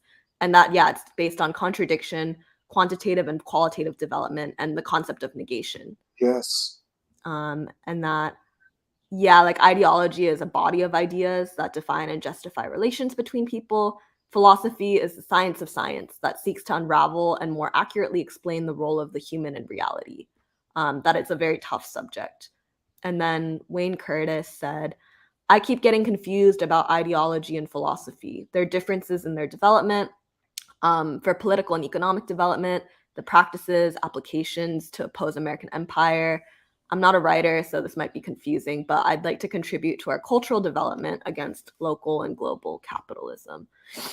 And let's see, I think I already said some of Danny's comments. But yeah, for Hegel and Kant, Danny says, to know something means to change it, to even generate it. It's not just the correspondence of thought with reality. And let's see, Stanley Wood says, Newtonian physics and determinism still work very well on the macro level, while the probability of quantum physics and indeterminism work well or better on the micro or subatomic level. And yeah, BK is just like listing, I think, different experiments, like the double slit experiment and the concept of wave particle duality in quantum mechanics. And he's saying that we live in a world of relative truths, that there are no absolutes on the physical plane. All things are true relative to a point of reference or standard. So when we declare what's right or wrong, good or bad, hot or cold, we have to be clear about the standard that we're measuring against. And I think that's an interesting point, because I've been reading this book called like The Structure of Scientific Revolutions by Thomas Kuhn. And it's really interesting because he talks about basically scientific paradigms, which are, I guess, like historically determined like ways of understanding a field. And so he talks about how like basically paradigms change, and they mostly change because there's a certain amount of knowledge that you can actually like accumulate or observe under a certain paradigm. But there's also like facts or observations that don't necessarily fit the paradigm. And so I think in the best possible way, it requires your paradigm to actually evolve and to shift. And I feel like that's kind of where Einstein was really important. Or like this thing of, I think it was Stan Wood who was saying that like there are some phenomena that fit better under one paradigm and then other phenomena that fit better under another paradigm. But the question is, yeah, like how through negation can you actually dialectically move forward? And I think that's the thing about truth, where is it that like people have doubts in truth because there has not yet been a sufficient paradigm to understand things? Or is it actually an existential declaration that you can never get close to truth?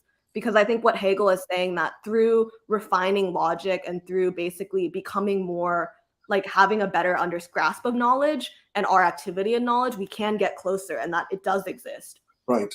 And can I just say one thing, Nuri? I think this is when you brought up Thomas Kuhn. He is one theorist of science. There are a couple of others that we can mention, but we need not at this point. But the thing I think that is important and what Stan is saying about there's a quantum mechanical reality and there is a Newtonian or macro physics reality. Well, one thing, I won't say. One thing good about what unified theory is trying to get at is if there is a single material reality, then shouldn't there be laws or probabilities that apply to macro and micro phenomenon? Which means then, so I think if we adopt Stan's position, we move into a mode of philosophical relativism, or relativism about truth, which is the opposite of where Kant and Hegel were going, that truth can be known. Now, Hegel was far more optimistic than Kant. Kant said it cuts off at a certain point. Our experience is the condition of our knowing things. But nonetheless, we are not, I think we, and I would, I would say based on our treatment of Du Bois and so on, we are not philosophical relativists. No. There is a truth. Mm-hmm. It is not the truth of the society on the one side and then a truth of the individual or individuals. So I think we have to be very careful on that line, but of demarcation. I'm with the spirit of unified theory or string theory. I don't know all the methods to achieving it, but yeah, I just say that. Forgive me for interrupting you, Nura. I was also actually thinking about this question that Daryl brought up about the difference between philosophy and ideology. And Doc, you said something really interesting in your opening remarks, which is that the central struggle of our day is ideological, and we cannot achieve that without philosophy, right? And so there is a deep connection, and when I think about like way back in the days of Socrates and Aristotle, philosophy was a way of life. It was a way to live life, and the things that you believed in order to live a good life. And that evolved and changed, and then you bring in ideology, which is the things that we again think about in this extremely complicated society in order to live peacefully. And we are, as a people, we always want three things: land, bread, and peace. And in order to get to that, I believe that the physicists are really important in this entire evolution of thought, because as a people, being proponents of peace, there is a deep link between the theorists and the physicists, and, for example, the atomic bomb and the creation of nuclear energy, and then subsequently the creation of nuclear weapons. They have a certain responsibility to peace, I think. And if we think about the Cold War, that was an ideological war. That was a war of ideas, and that's really important to remember moving forward. And I was thinking about all of this, and also something that Purva mentioned, which is that when theorists theorize about all of these different realities existing, and then the experimentalists come and they say, okay, we have experimental evidence that one of these realities is true, the theorists usually critique that by saying that it's not accurate enough. The measurements that you have are not accurate enough. That we have not developed a technique in order to measure all these different realities that we're talking about. And that creates a sort of cycle of conflict where the experimentalists are saying that this is true, and the theorists are saying that no, human potential has not reached that level to think about all of these simultaneously existing realities. And I think that there is a deep ideological point in that. I think that when the physicists and the theorists say that no, it is not possible for humans to know the things that we're talking about, that's a statement. I think that's a statement along with the concept of individualism, along with the concept of identity politics, which is also emerging from this kind of thinking. I think it's also looking down on human potential. and the potential of people to know and learn and grow and consume knowledge, and be able to understand what these people are talking about. And yeah, I think all of these things are really important to keep in mind moving forward. And Hegel brings about a very important way of thinking and interpretation Mhm. in today's world. Mhm. I Mhm. just wanted to say that. Mhm. Yeah, I also wanted to say, I think I was thinking about this question. I think that Shantanu is also bringing up about the relationship between reality and the different ways we think about it. And actually, I really liked what, in the earlier part of the discussion, what Nuri and Jeremiah were saying, I think at different times, about how truth is, there is this thing about, truth is not entirely deterministic. I think that's what you said, Doc. But also, human beings create truth. It's not something that's independent of human beings. And I think what I'm trying to say is that truth cannot be reached without this struggle that we're talking about, the struggle for ideas. So it is essentially a part of this human endeavor.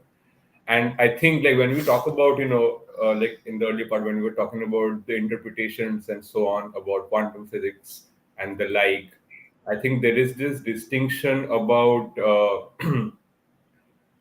in the question of reality and the question of truth. Because I think, in quantum physics we talk about what the nature of reality is, or what the outcome of a measurement is going to be, which is more related to what I'm thinking of as reality.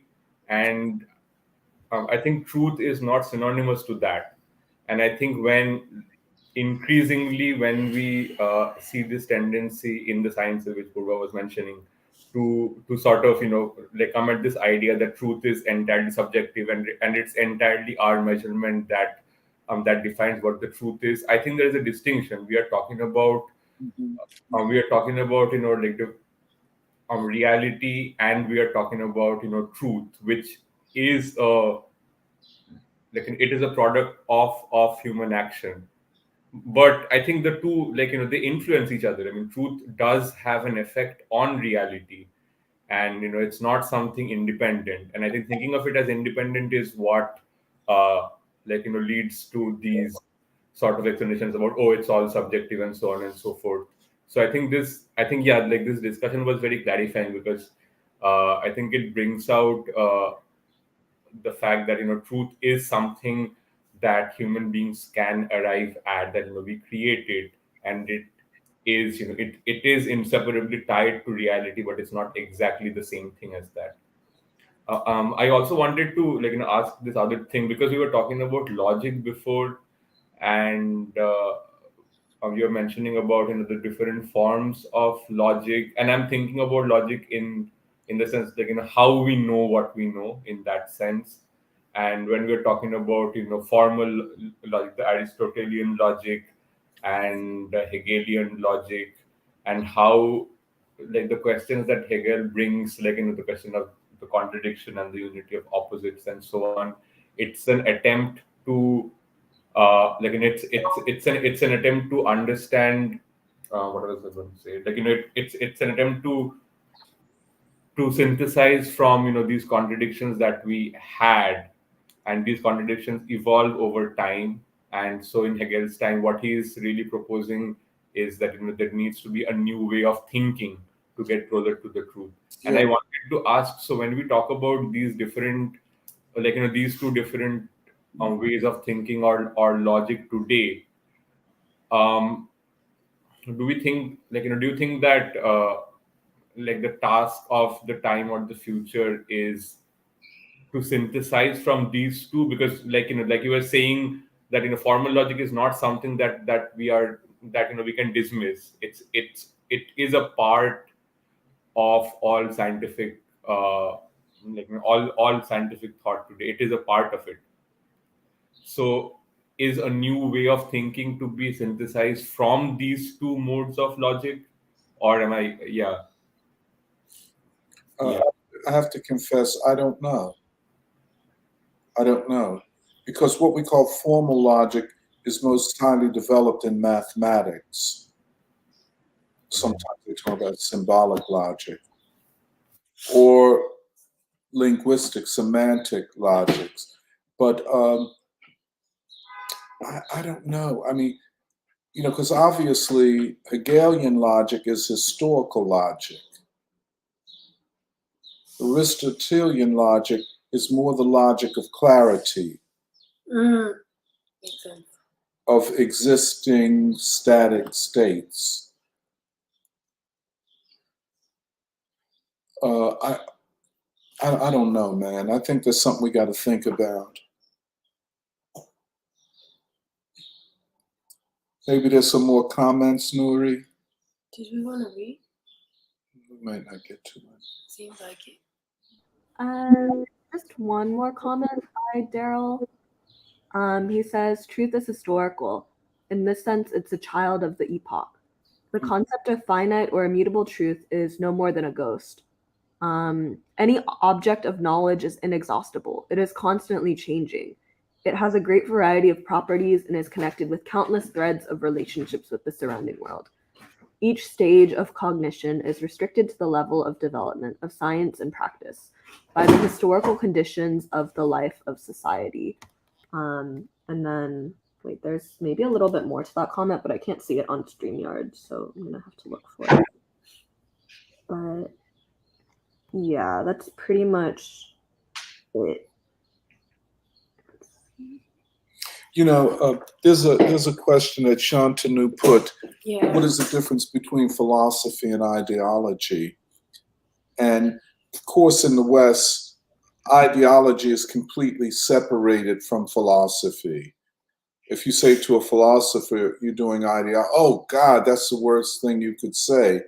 But in China, Vietnam, the East, people would not see it that way. The question is, and I just put this as a proposal, should philosophy be a subfield in the study of worldviews? In that sense, ideology as worldview precedes philosophy. We do, and this is what Danny, this is what Darrell Waisline Mitchell say, that philosophy is something that emerges from society and human struggle. And philosophies change as the world changes, But that's all I would say on that. I know Serafina wants us to read from The Science of Logic, and maybe we could. Yeah, me too. I just wanted to say one last thing. Go ahead.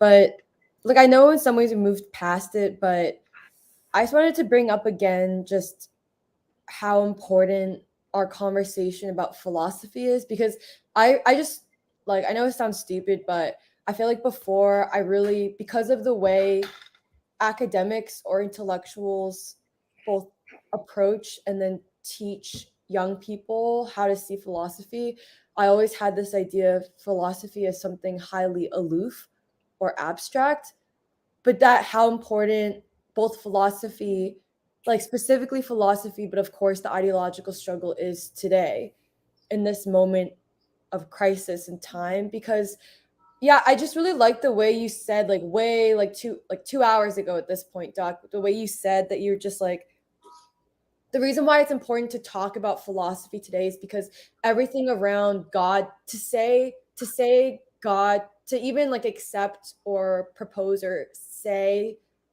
something like God-like artificial intelligence or God-like AI, is there's a certain assumption of like not just no more need for the human being, but also like no more need for philosophy.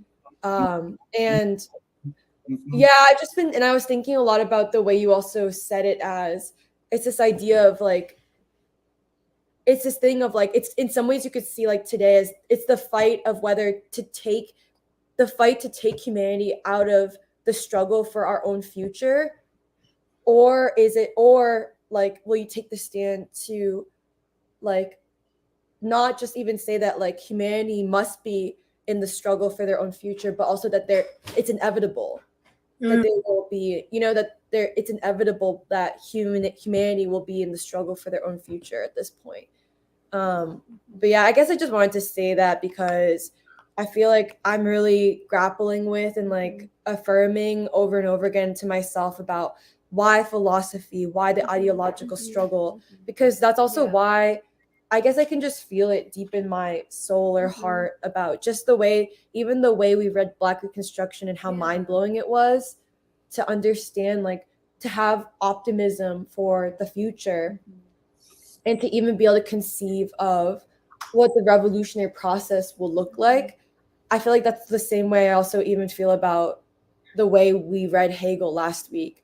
So yeah, and just like what we said even during the 10th anniversary, I feel like people have said it like today as well, but to know, like, how do you know how to know?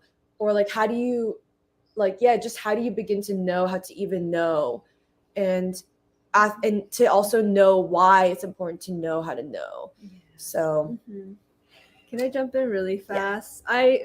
What I wanted to say, I feel like I've been sitting on for a while, just because I think it's also sort of new not that new because we've been talking about physics for some time in free school, but just that I just want to just say how much I appreciate this conversation, how much I appreciate free school's approach to knowledge, and even how we're asserting at a time when, in fact, it is the most important time for ideas, for the struggle for liberation, for humanity. And that's why we are doing this in the midst of so many different critiques, or just that, there are so many people who probably misunderstand what we're trying to do. But in fact, we've chosen a certain struggle because it is the struggle for our times.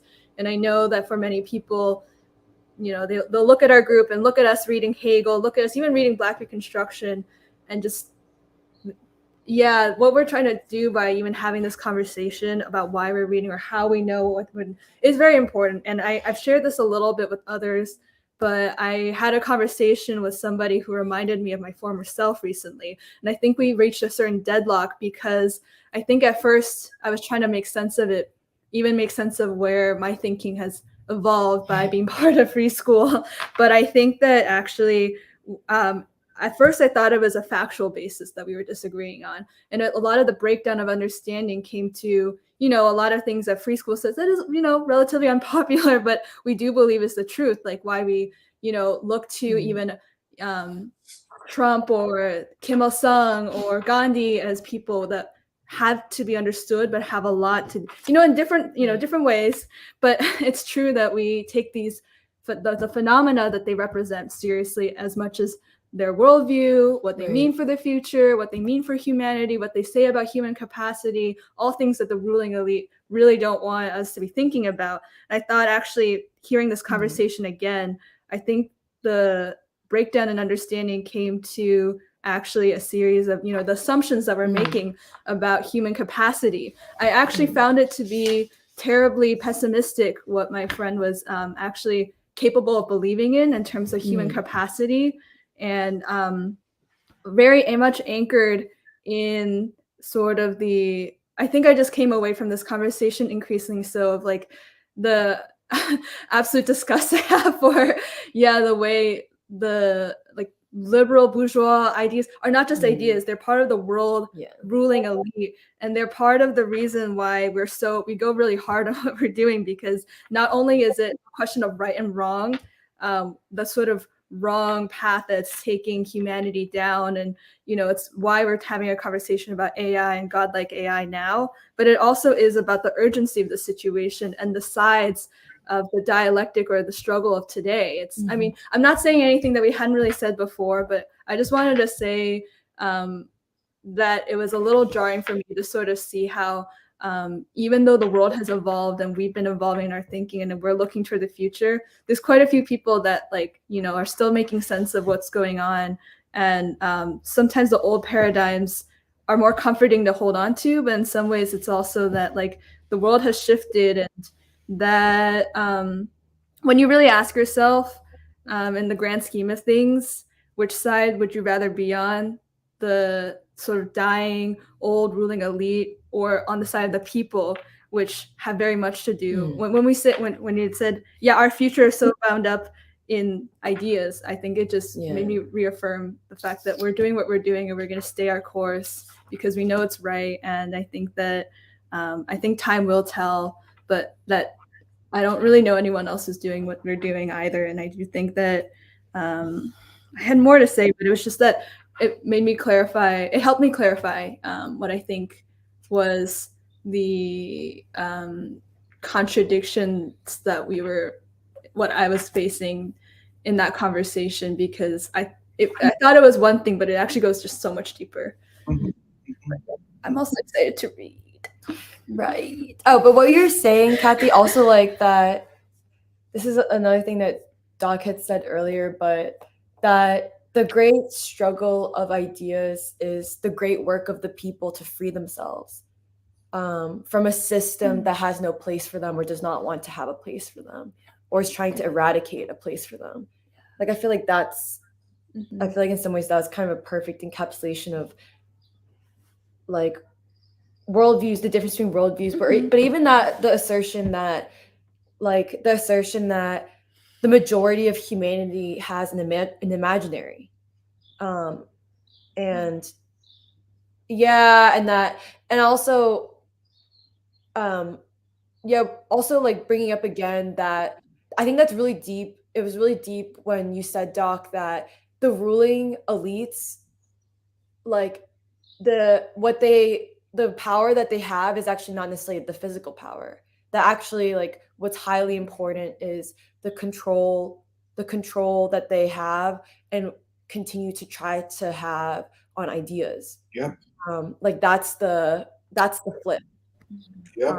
Can I add that? Because I've been thinking about like what does freedom mean in relation to ideas, and like we mentioned like the kind of liberal notion of the marketplace of ideas, but I feel like for this period, but like I think in America it's not really the marketplace of ideas, but something that is much more appropriately conceptualized in terms of like a jazz performance, because I think there's a way that you can interpret jazz as just like chaos or something, where like everyone just comes into it, they're just doing exactly what they want. But actually, in order for jazz to work, and I say this as someone who's very new to jazz, it's like first there has to be like pre-assumptions. Everyone has to actually agree on like what they're doing. And within that, there is a realm of freedom, but it's not just this free-for-all where everyone is just trying to make their point and it's just like chaos. But actually, in order for there to be freedom, the people actually have to come together and agree on certain basic principles of like why they're doing what they're doing, like why they're engaged in the pursuit of ideas.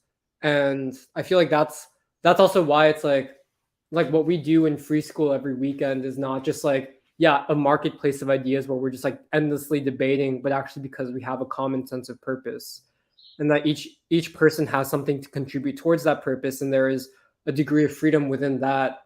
But it's like it's only conceived of in terms of a larger pursuit of freedom, which requires the agreement of the people who are involved in that project, and a common sense of purpose towards that greater sense of freedom. And I feel like people may get confused because like, especially like if you're interacting with us online and you haven't like really engaged with us, like especially in person, I think like it may seem like we're just talking every weekend to like debate stuff, but that's really not like the purpose. And we're doing this because we are interested in like how can freedom be achieved in a larger sense, and not just like how can I express my individual viewpoint. And apropos what you just said, Jeremiah, this division, freedom from and freedom to, freedom from society, this negative freedom, and freedom to change society, this actual freedom. It's a difference of day and night. And of course, the struggle, the way we conceive it, is not a popularity contest. It's not, how many followers you have on Twitter or any place else. It is a struggle of principle. And it is, I guess as someone said, it is anchored to a moral imperative, a purposeful engagement with people based on principle, and hence a love of people, a respect for people.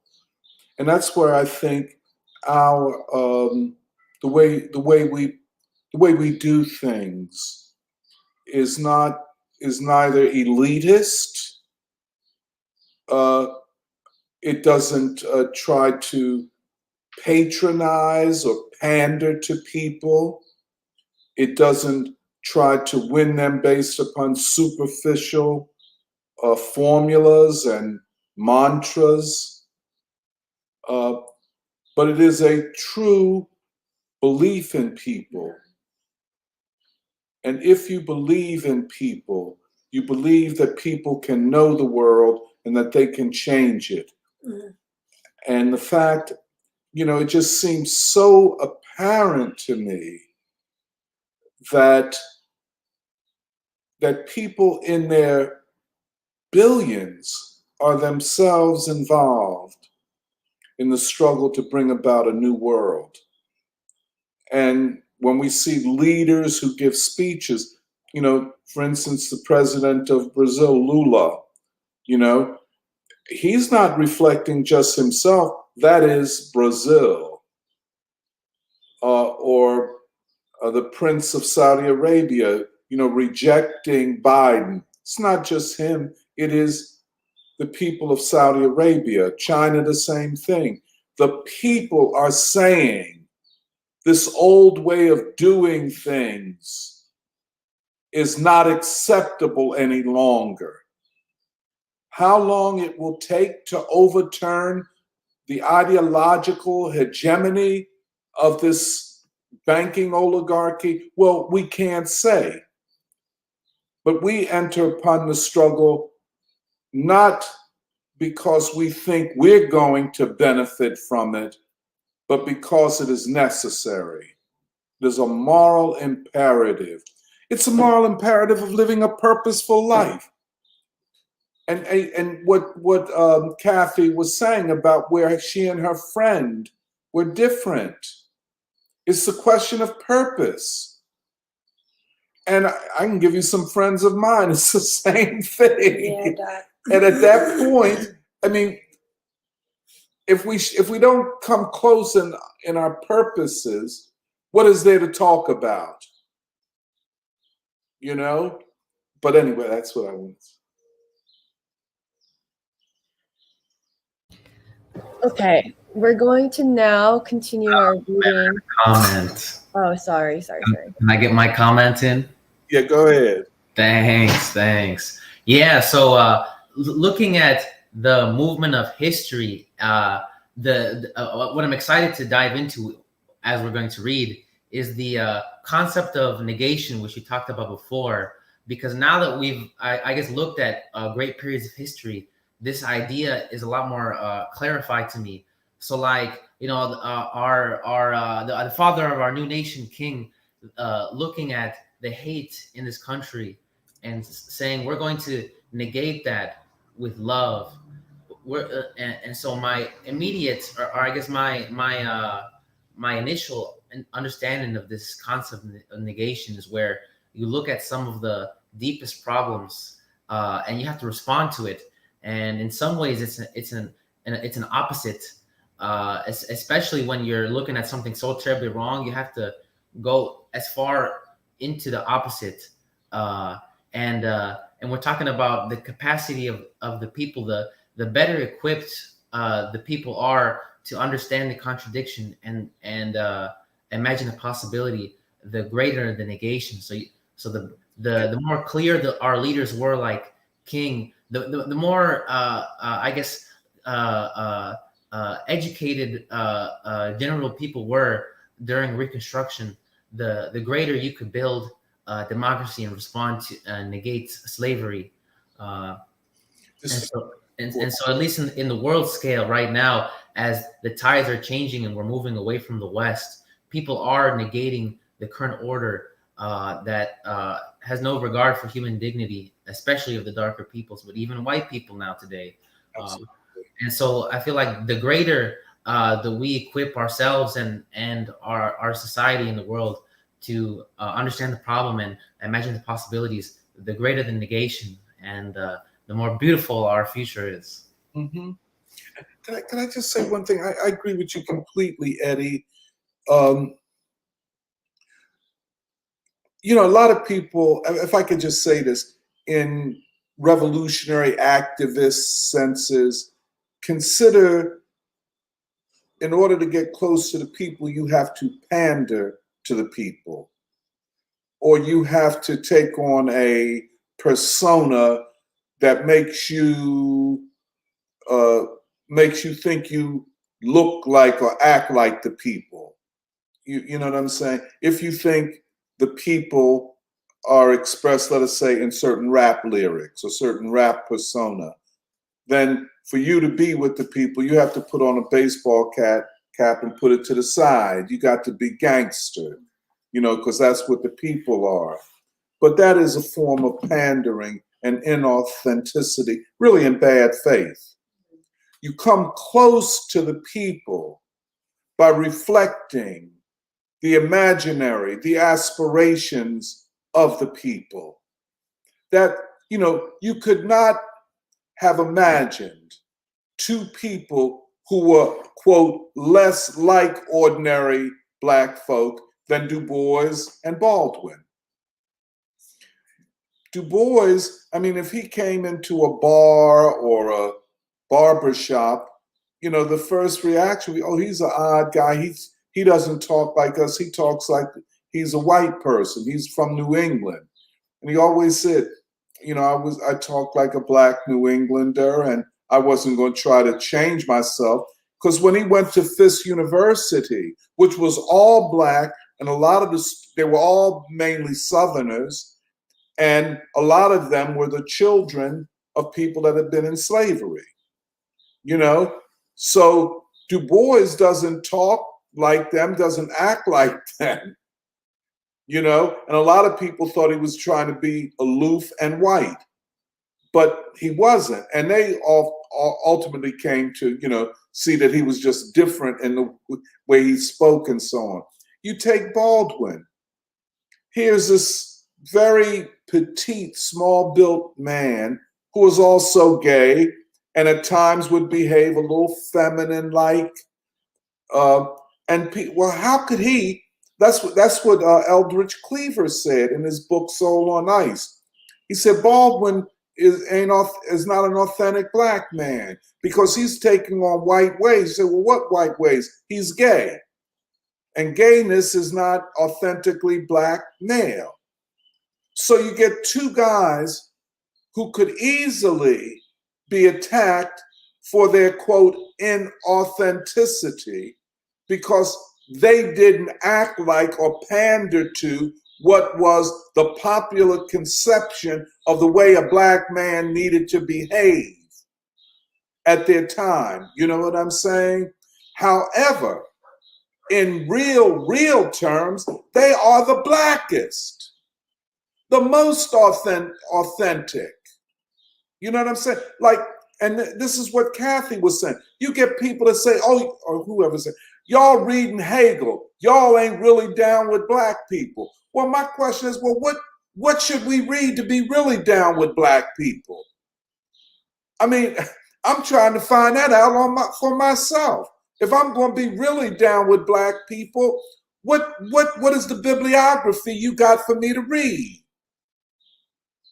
And we never get a bibliography because the people saying that ain't all that down with Black people. And you know, because I'm the oldest person in the room, I have to say, you know, that's so much bullshit, and it's never been real. I remember at one time, can I just give a story? I know we have to read Hegel, and maybe if we don't, Emily, would you mind if we did? Because I'm telling you, I'm exhausted by about now. My brain is on vacation right now, and like they say, my mouth is working overtime. But Where's Xiaoyan at? Hey, Xiaoyan, I'll explain that. I said my mind is on vacation and my mouth is working overtime. I'll explain that when I see you, okay? But I'm a little bit mentally exhausted right now. But, the activists, and quote, this is quote unquote, are always saying to people like ourselves and to the free school, y'all ain't doing nothing. Y'all ain't down with the people. You know what I'm saying? The people are hungry. The people trying to pay their rent. The people, yada, yada, yada, whatever they want to conceptualize the people as. I have always, and I'm not making this up, I've always found that the most bad faith, inauthentic contempt for Black people.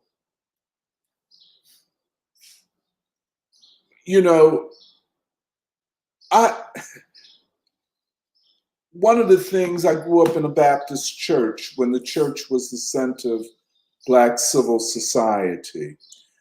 I don't remember in my church a time where, you always had a lot of different groups in churches. There would always be a group that read something. People wanting to read. People wanting to know. I don't know any people who have adopted that kind of nihilism where they don't want to know. I don't know anybody like that except activists who want to say the people ain't interested in what you're talking about. The people are deeply interested in what the free school is doing. I would say, in terms of the free school, that if you activists would get out of the way, a lot of you ain't even from Philadelphia, so I would hope that you would go back wherever you came from and help them people where you came from. But that's me. I have never known a time that ordinary people did not want to know the world, because it is almost coded into the DNA of being a working class person that you know the world has to change. You know that. You know it from every experience you've had, from your schooling. Why do you want to change the world? Because I don't want my children to go through what I went through when I went to elementary school and the teacher didn't respect me. I want to be able to guide my children, to guide my church, to help those less fortunate than me. Why is it that so many men and women, when they go to prison, one of the first things they do after they get adjusted is to want to go somewhere and read, or to get their GED, or to be educated? Take Brother Gregory Muhammad, did 34 years. You know what I'm saying? His narrative of those 34 years are 34 years of learning and studying and searching for knowledge. Malcolm X, his autobiography, it's the same thing. He read everything. Like the Afrocentrists say, well, everybody was a racist white man, you don't need to read them. Well, Malcolm read everything he can get his hands on, including Greek philosophers and so on and so forth. So this idea that when you talk about philosophy, you're talking about something that people are not interested in, that is not true. When you talk about philosophy and enhance your capacity to discuss these issues, you're right in the heart of what people want to know. You you are more aligned with the people than all of, and I call them super black. We can, Henry Winston said, those who advocate skin strategies, that only black people can talk to black people about, quote, black things. First of all, I don't know many black people who are only interested in, quote, black things. I don't know many women that are interested in only, quote, women's issues, whatever the fuck that is, I mean, people are interested in the world. They are interested, as they should be. That's human. And for the working class, it's coded into the DNA of the working class to aspire to change. Like Kathy was talking about Trump, this uprising, this rebellion in the name of Trump. It is in essence not just Trump. It is in the name of Trump. He is the representative of something vaster and deeper than him. And I think he's beginning to understand that. I am your retribution, that kind of formulation. I am your revenge. You know what I'm saying? So when we talk about Trump or study Trump phenomenologically, we're talking about the people and his appeal to the people because he stands against the ruling elite. And to say that, well, when you get right down to it, if you go into them communities, all they're interested in is white supremacy and opposing critical race theory and teaching black history and all of that. I'm not convinced of that. That's what people who have an investment in defeating and controlling the people are saying. I ain't heard none of them people say, oh, we don't want black history taught. What they're saying is, we don't want you to use black history in order to trivialize and demean us. That makes all the sense in the world to me. They didn't say they didn't want to know black history. They didn't say they don't want to know about slavery. You know what I'm saying? But so it is. I mean, I think we're closer to the people than we sometimes realize. We are very, very close to the spirit of the people. And I guess, Kathy, to her friend, who could not conceive of what Kathy was saying or conceive that Kathy was saying it based upon knowing each other a few years ago. But everybody has not had the privilege or the opportunity to do what we do, to meet with people of good intentions, of good faith, and work through difficult political, ideological, philosophical questions every week, and then on occasion during the week to work out these ideas, and then to have the courage and moral integrity to take these ideas and ourselves as such, as representatives of these ideas, directly to the people, and to find every way that we can, be it through culture, be it through studying, through church events, to bring what we know, what we have discovered to the people. And that's the way it is. I mean, and we should never allow ourselves to be intimidated by these loud mouths. And that's all they are, loud mouths, who know very little, who are poorly educated, who try to smear those who are really representing the great aspirations, not just the will, the great aspirations of the people, because they don't.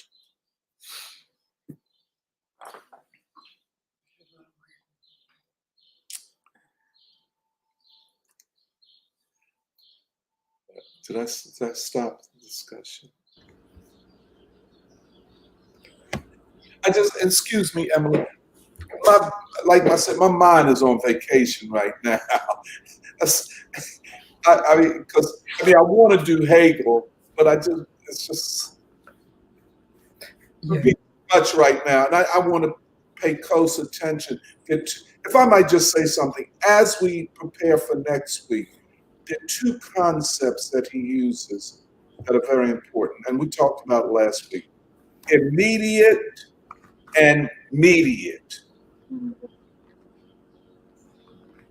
You know, the immediately given and that which mediates it. And the dialectic between the two.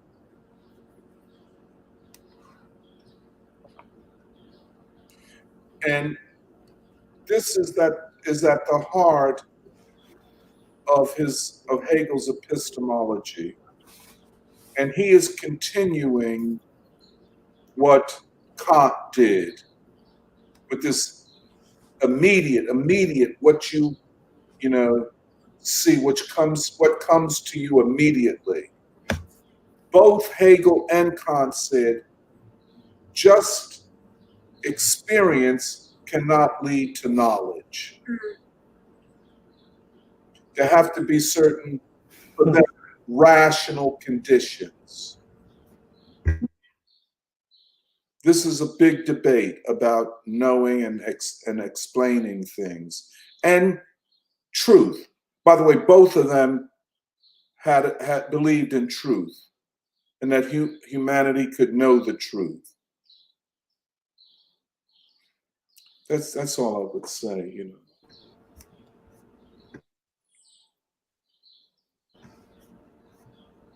By the way, if I know we use the PDF of the Cambridge edition by George D. Giovanni. If you have time, you don't have to do it. Just look at his introduction. And it's Cambridge University. I mean, the hardback copy of this costs $60. How are they charging so much? Paperback, $40. You know what I'm saying? So I'm glad we could get a PDF. But here is the issue. They come forward with a new edition of this great work, which you're talking about Cambridge, you're talking about England, you're talking about the Anglo-Saxon philosophy. Most English philosophers in philosophy reject Hegel. So here you got Cambridge, this prestigious press, coming forward with a new edition of the Science of Logic, with an introduction by a guy that says, and he did the new translation. He says, even more difficult than this new translation is writing an introduction to a work that I see as not that valuable for this time. So you can imagine a person who is, saying, I'm going to take on this great book, this difficult book. And he reads this introduction and he says, I'll take it on when I get time. It's not that important.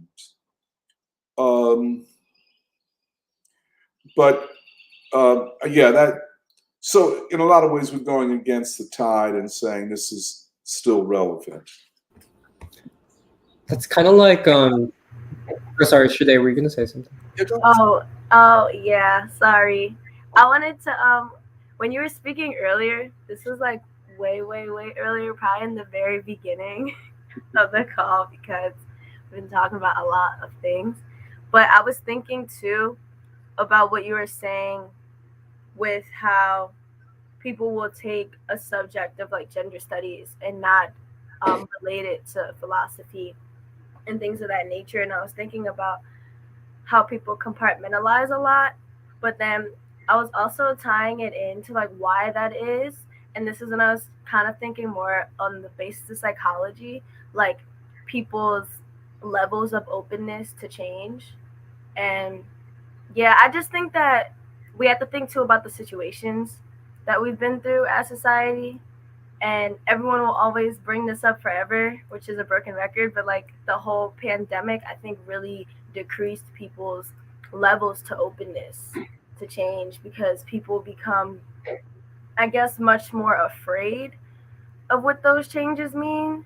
And I think when we take that and link it to what we're doing, trying to understand the history of knowledge and trying to understand why ideology and philosophy are in tandem, it makes people think that there's going to be a crisis of some sort. And I think that's like a subconscious, what's the word? Like a subconscious pairing where you kind of see a history of something and you remember the traumas that came from that, like society wise and mentally. And then you take that knowledge and apply it to the current situation of trying to learn something and trying to understand the situation. And when people don't have a high level of accepting ambiguity, like you were saying, like you said, there's nothing wrong with ambiguity. And I think that that's one of the most hardest things to accept is that change is constant and change is ambiguous. Mm-hmm. And yeah, I think that's also what one of the biggest challenges is with getting people to understand, I guess, where we're coming from in terms of trying to understand knowledge and trying to further the path of humanity, because we do have to look back like all the time in the present. We do have to look back to these thinkers to really understand where we are today. And I think people who are more focused on like presentism or in a more, I guess, in a more graceful state, they're more focused on self-preservation. They want to focus on the present. They want to focus on what's current. And that's when institutions and people who are considered great thinkers of today, they're more, I guess, focused on.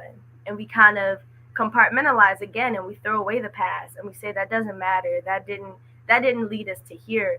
But in reality, it's so ironic because that is what led us to here. Like the past gets you to the present, and the present is responsible for the future. But yeah, I hope that all made sense. I'm not Well, sure. yeah. Well, you're talking about the psychological conditions of resistance to change, or imagining a future,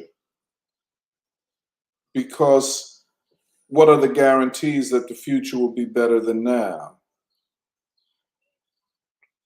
And this is a problem of not just immediate experience, but how does your knowledge, what mediates your knowledge of that experience? Because you could have experienced the worst things in life and still come away with a spirit of struggle and optimism. I see that at the Church of the Overcomer all the time, which is so extraordinary to me. But we also have to ask, even among people that we come in contact with all the time, what is the mediating principles or values that lead you to conclude that, or lead you to certain kind of psychological resistance? I think too, like a lot of people's mediators aren't actually their values, but it's their expectancy of like it's the expectancy of what this behavior or what this action will lead to, right? So, for instance, somebody's waiting for like the bus and then they miss it, and their expectation is, well, the next bus will come in 5 minutes.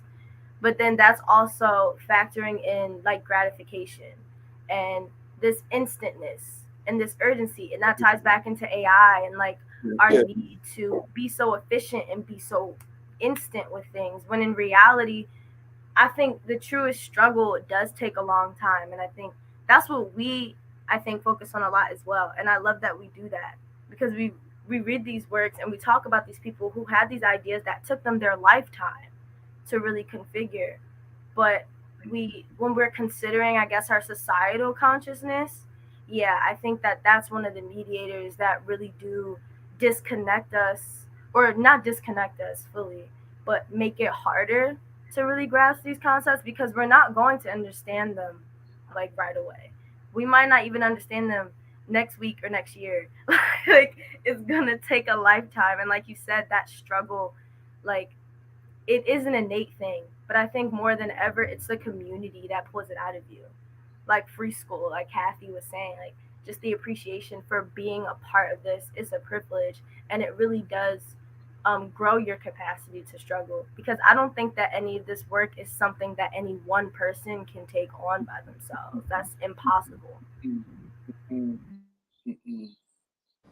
Can I offer one thing really briefly to add on to what you're saying, Sade? Just because I think it's kind of relevant to understanding where people are. And I was just thinking about this when you were talking about whether the pandemic made people a little more closed off, but even the general phenomenon of being closed off from change. And the thing I thought of was King's sermon, Unfulfilled Hopes. And so in it, he talks about, there's often three responses you see from people when they're faced with great uncertainty or obstacles. One is, the bitterness and outward anger towards the world. The other is withdrawal and trying to cut themselves off from the world. And the third is a creative exercise of the exercise of a creative will, which I think the hardest, it is something that obviously is so relevant in any period, but it couldn't be more important now. And I actually was reading that speech, and he's given it many different times throughout his lifetime, King, the sermon.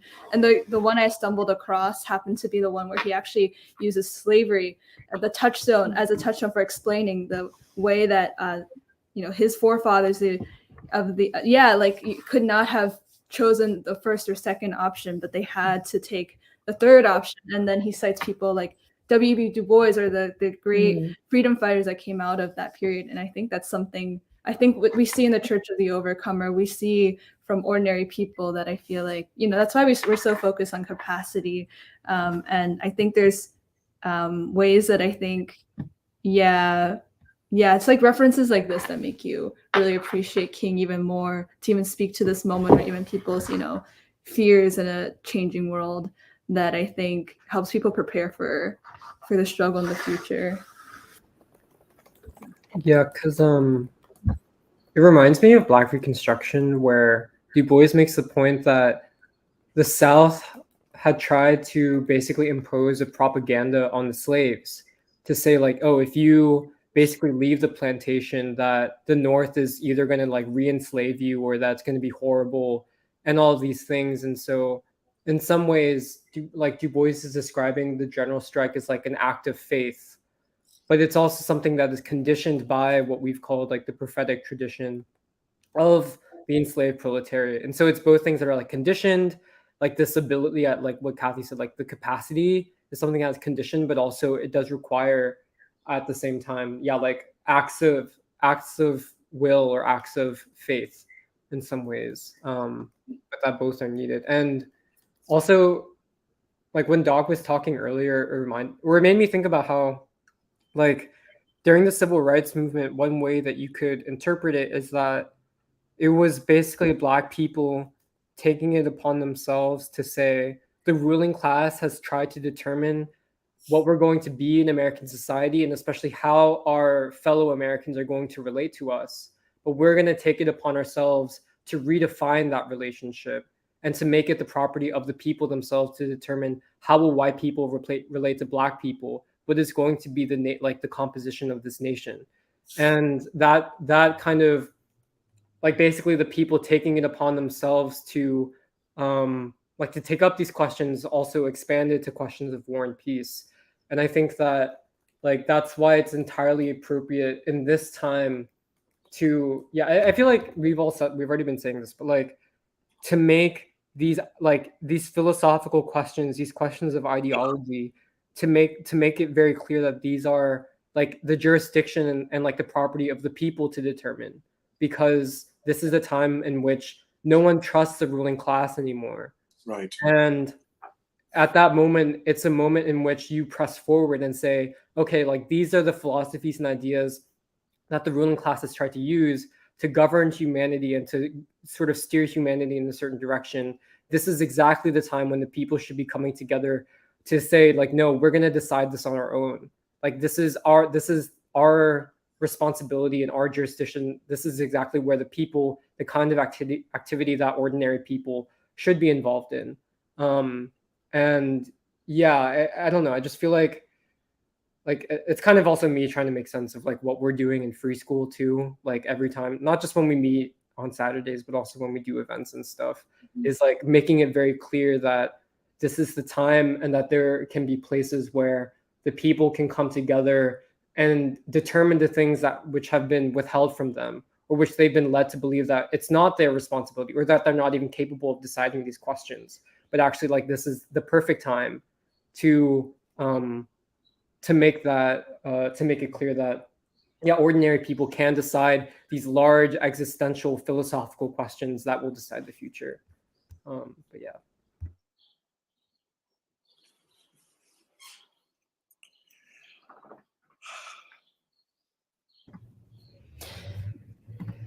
Well, if there aren't any more comments, maybe we can end a little early, if that's okay with everyone.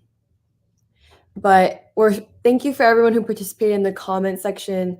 We're really looking forward to going deeper into the discussion that we've already been having, and continuing our discussion of Hegel and philosophy, and the ideological struggle. So thank you again, and we'll see you next week.